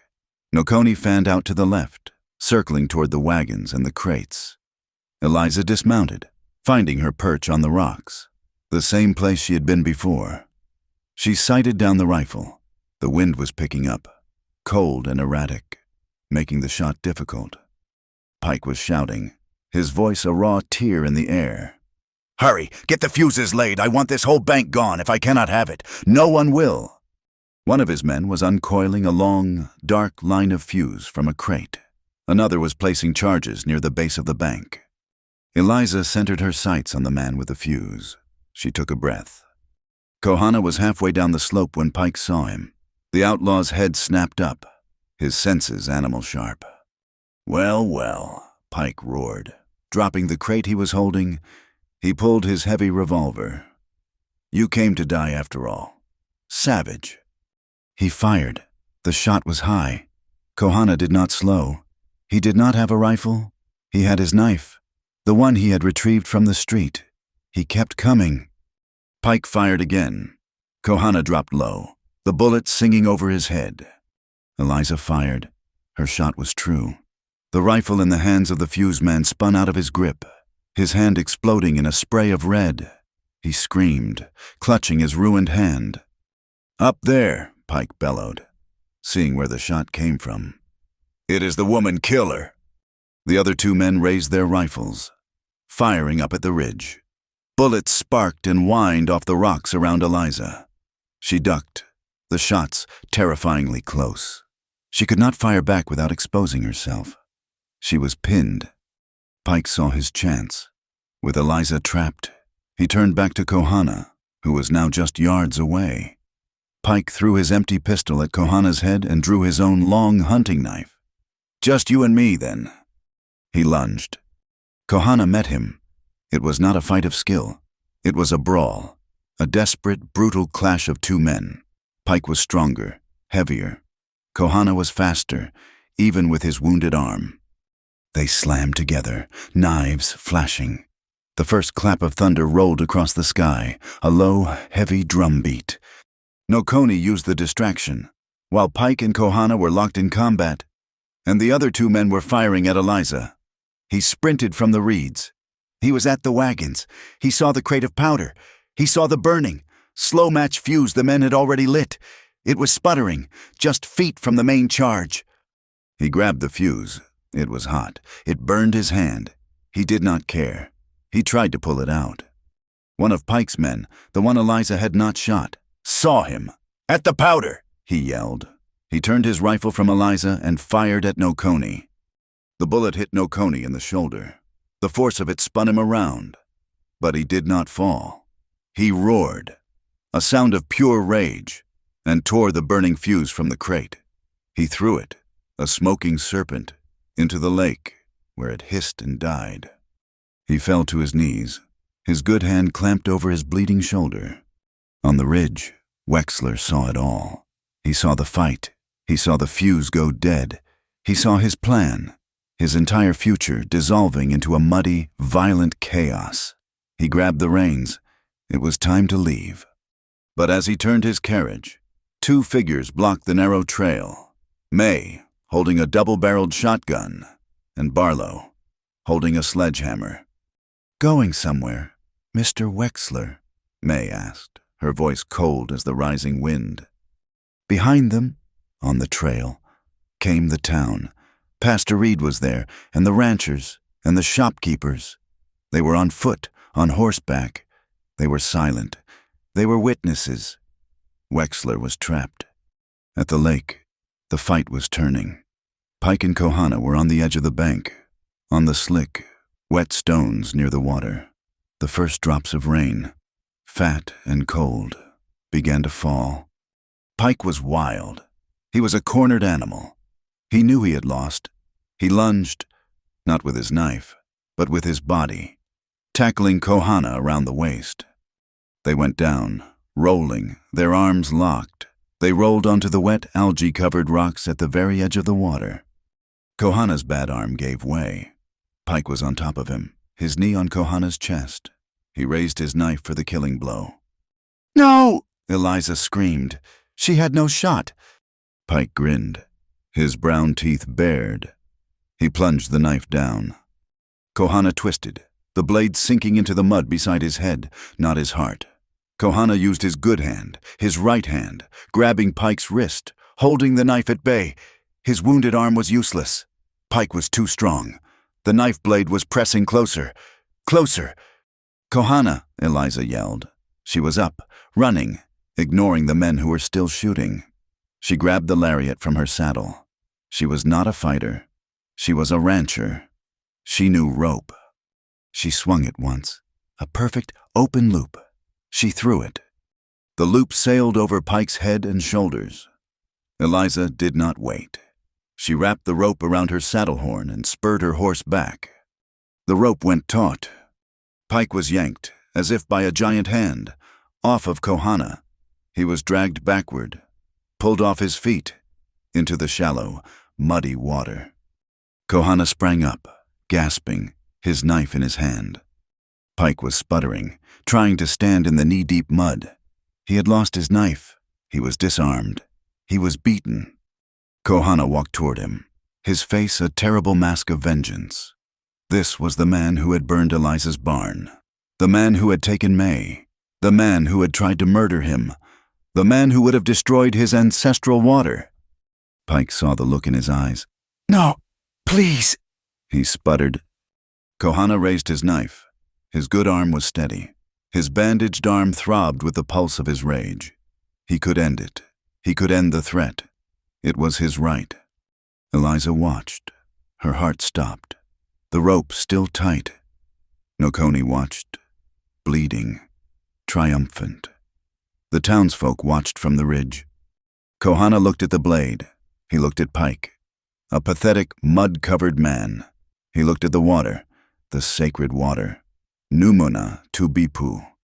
He thought of gray antelope. Avoid the useless blood. He looked at Pike. "You are not a warrior," he said, his voice quiet, almost a whisper. "You are just a thief, and this is not a place for killing." He opened his hand, the knife, the one he had held on to, the one he had offered in the street, fell from his fingers. It landed with a small, quiet splash in the water and disappeared. He turned his back on the unarmed man. It was over. Pike's two remaining men, the one with the shot hand and the one who had shot Nokoni, threw down their rifles. They had seen it. They had seen their leader, who had promised them riches, reduced to a begging, muddy coward. They had seen the Comanche warrior spare him. The fight was gone. "He is yours," one of them said, his voice rough. He pulled a set of cuffs from his belt. We ain't hanging for this. We will testify. Wexler paid for it all." They waded into the water and pulled the whimpering, defeated Clay Pike to the shore, cuffing his hands. On the ridge, Barlow took the reins from Wexler's limp hands. "Mr. Wexler," Pastor Reed said, his voice clear in the sudden quiet, "I believe the county court will be very interested to see your ledger." The rain began to fall. It was not a storm. It was a release, a steady, cleansing, silver rain. It washed the blood from Nokoni's shoulder. It washed the soot and fear from May's face. It washed the mud from Kohana's skin. It fell on the dry, cracked earth. It fell on the thirsty prairie. And it fell on the lake, the surface dimpling with a million silver rings, refilling what had been stolen, washing the dust of the powder away, making the water and the world new again. The rain fell for 2 days. It was a slow, steady, soaking rain that scrubbed the world clean. It turned the red dust to dark, rich mud. It filled the gullies. It poured life back into the prairie. And at the lake, it washed away the last traces of black powder, filling the banks to the brim. In Dust Ford, the aftermath was as quiet and profound as the rain.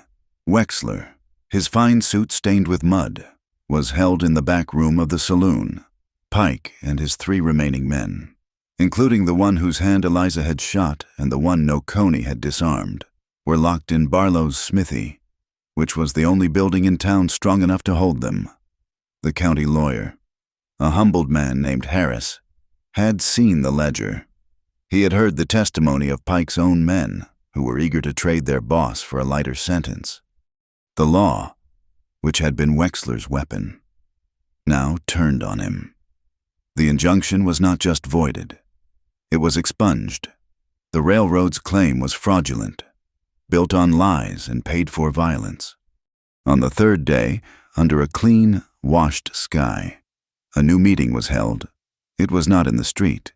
It was at a table inside Pastor Reed's church. Gray Antelope sat at one side. Pastor Reed sat at the other. Beside them sat the county lawyer, Harris, his face grim, and 3 ranchers who represented the town. Eliza and Kohana stood at the back, watching. They were witnesses, not participants. The future was being written by the men who would have to live with it. The ledger was open on the table. "This document," Harris said, his finger tapping the paper, "is a new compact. It is not a treaty. which can be broken by men in a city. It is a shared resource agreement, binding on the county. He slid the paper toward Gray Antelope. The lake and the spring that feeds it are declared a protected zone, a trust not owned by one, but shared by all. The Comanche people are guaranteed access to this water for all time. "And the farmers?" one of the ranchers asked, his eyes on Eliza. "Rules," Gray Antelope said, his voice quiet. It was the first time he had spoken. "The water is life. It must be shared. We take for our herds. The farmer takes for her crops. But no one." His eyes met the lawyer's. "Will steal the spring. No one will dam the creek. The water must flow." Reed, Gray Antelope, and Harris signed the paper. It was a thin, fragile shield, but it was a shield made of truth, not lies. The next day, May's saloon opened. The doors were unlocked, the floor swept clean, the broken glasses were gone. May was behind the bar, polishing a new set. Barlow was there, a mug of beer in his huge hand, his hammer silent for the first time in memory. The saloon was full, but it was not loud.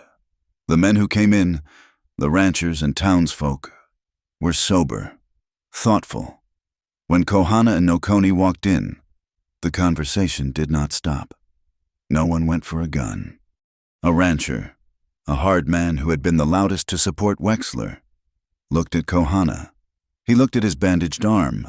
He looked at Nokoni, whose own shoulder was wrapped. He raised his mug. He did not say a word. He just nodded.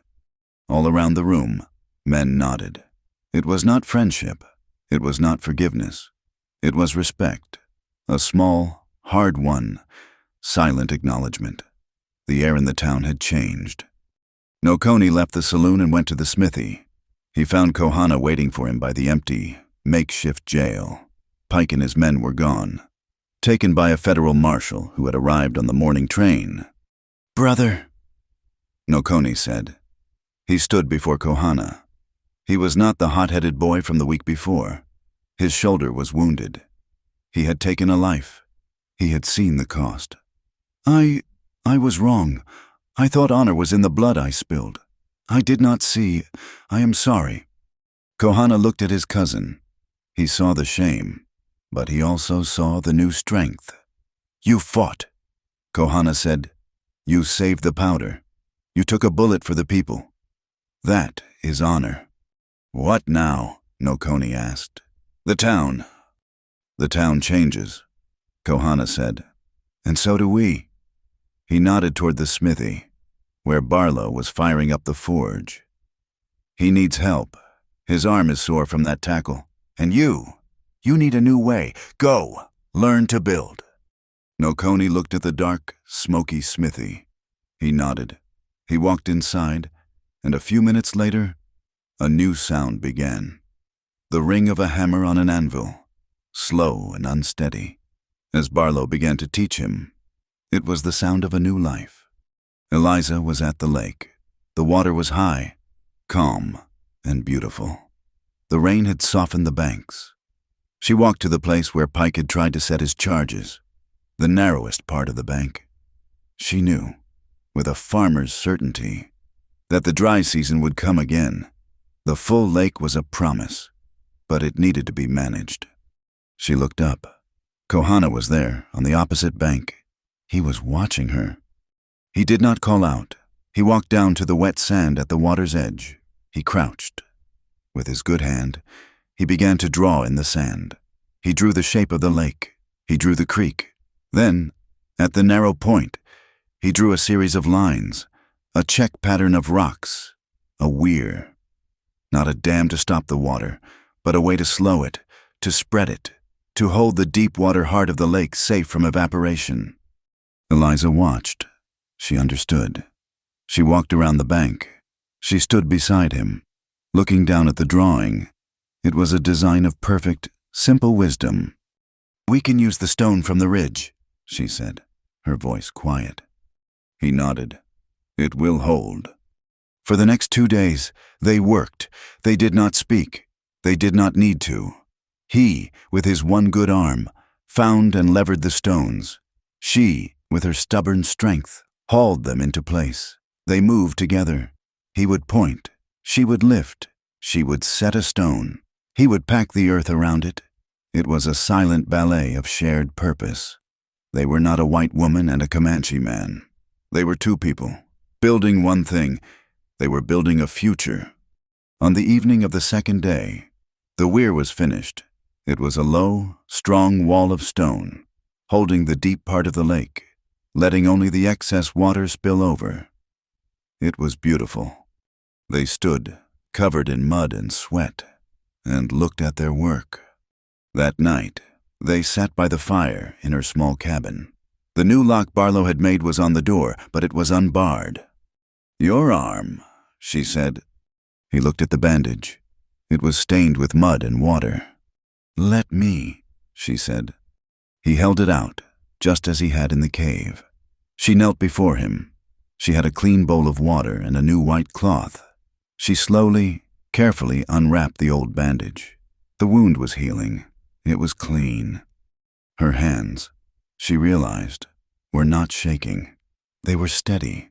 They were the hands of a woman who had built a dam, who had fired a rifle, who knew her own mind. She washed the wound gently. She spread the last of May's salve on it.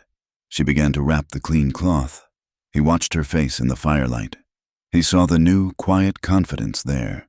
He saw the woman who had trusted him, the woman who had thrown a rope and saved his life.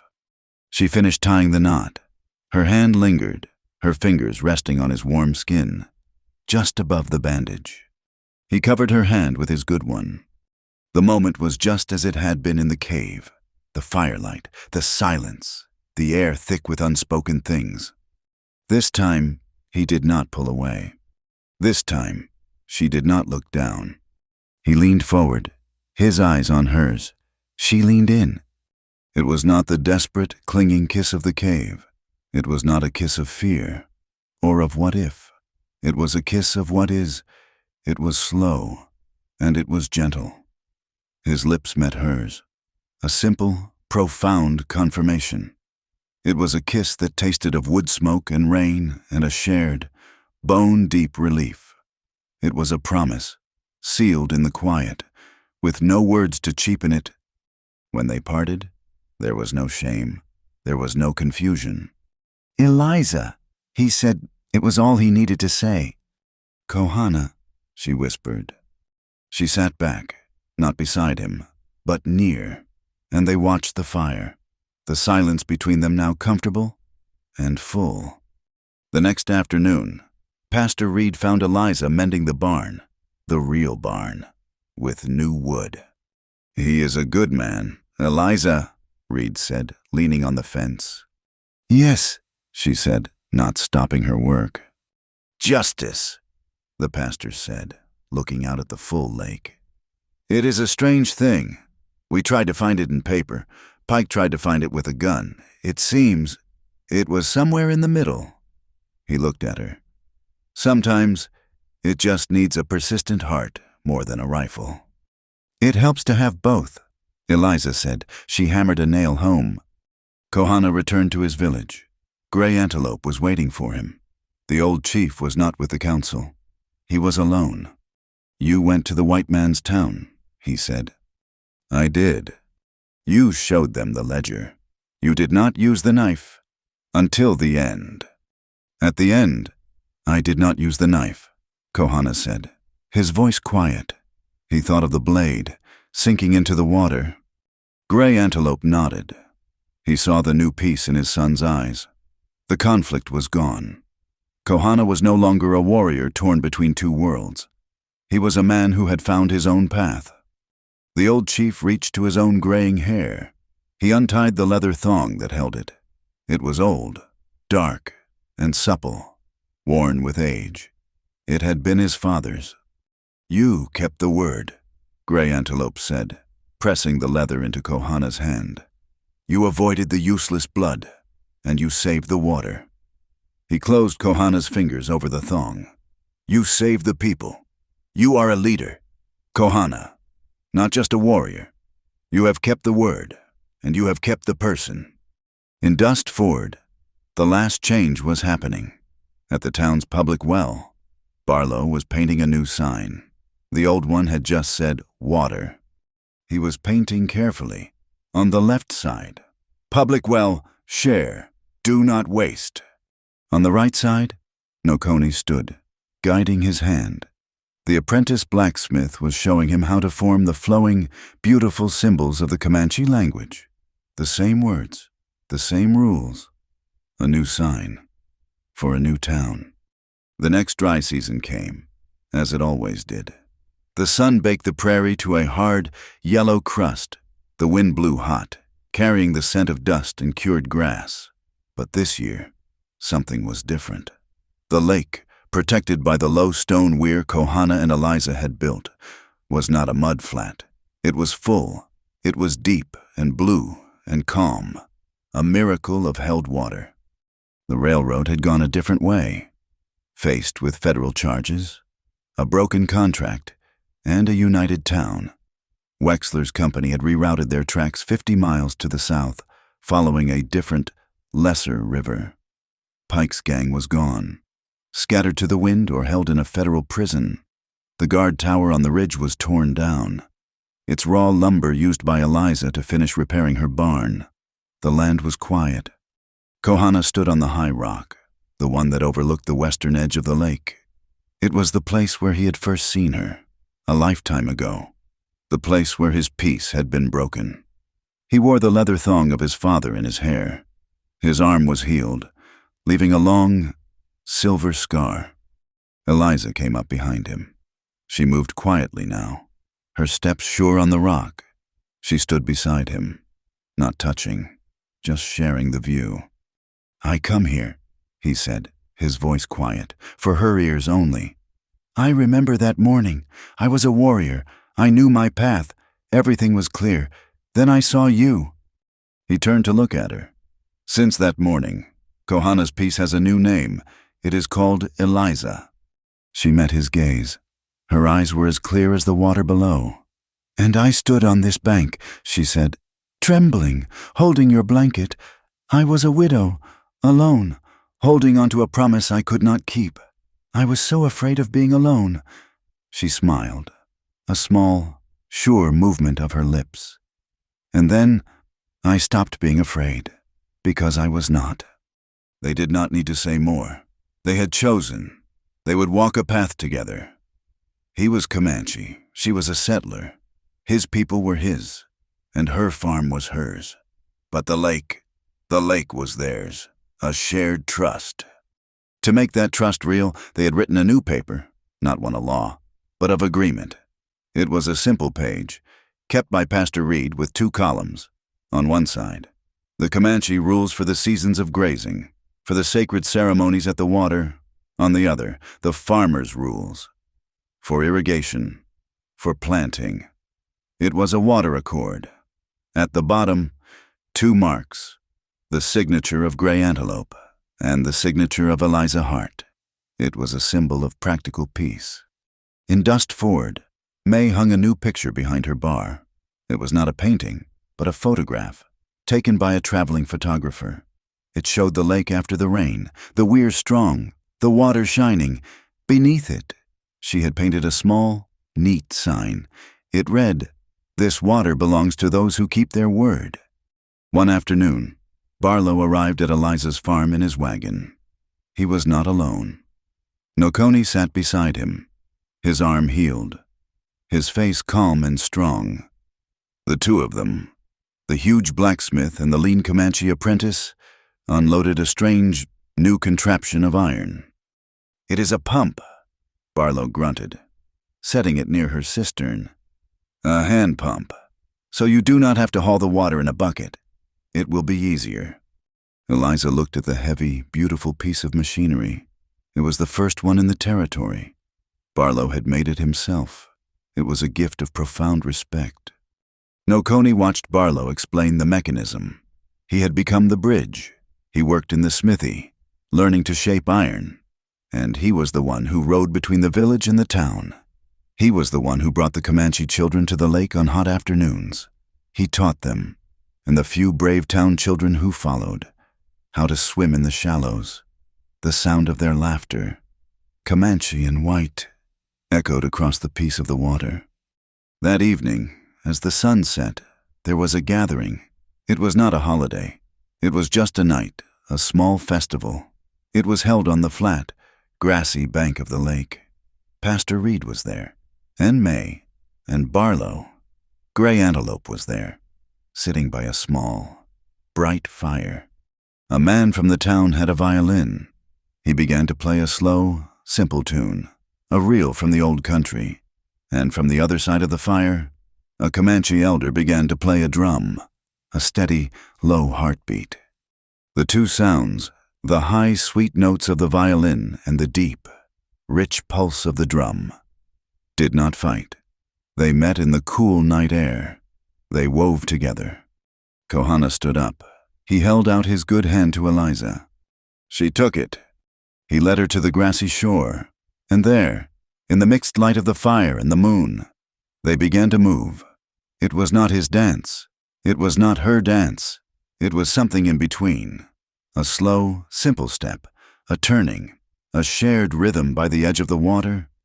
The prairie was still vast, the wind still long, but from now on, they did not walk alone.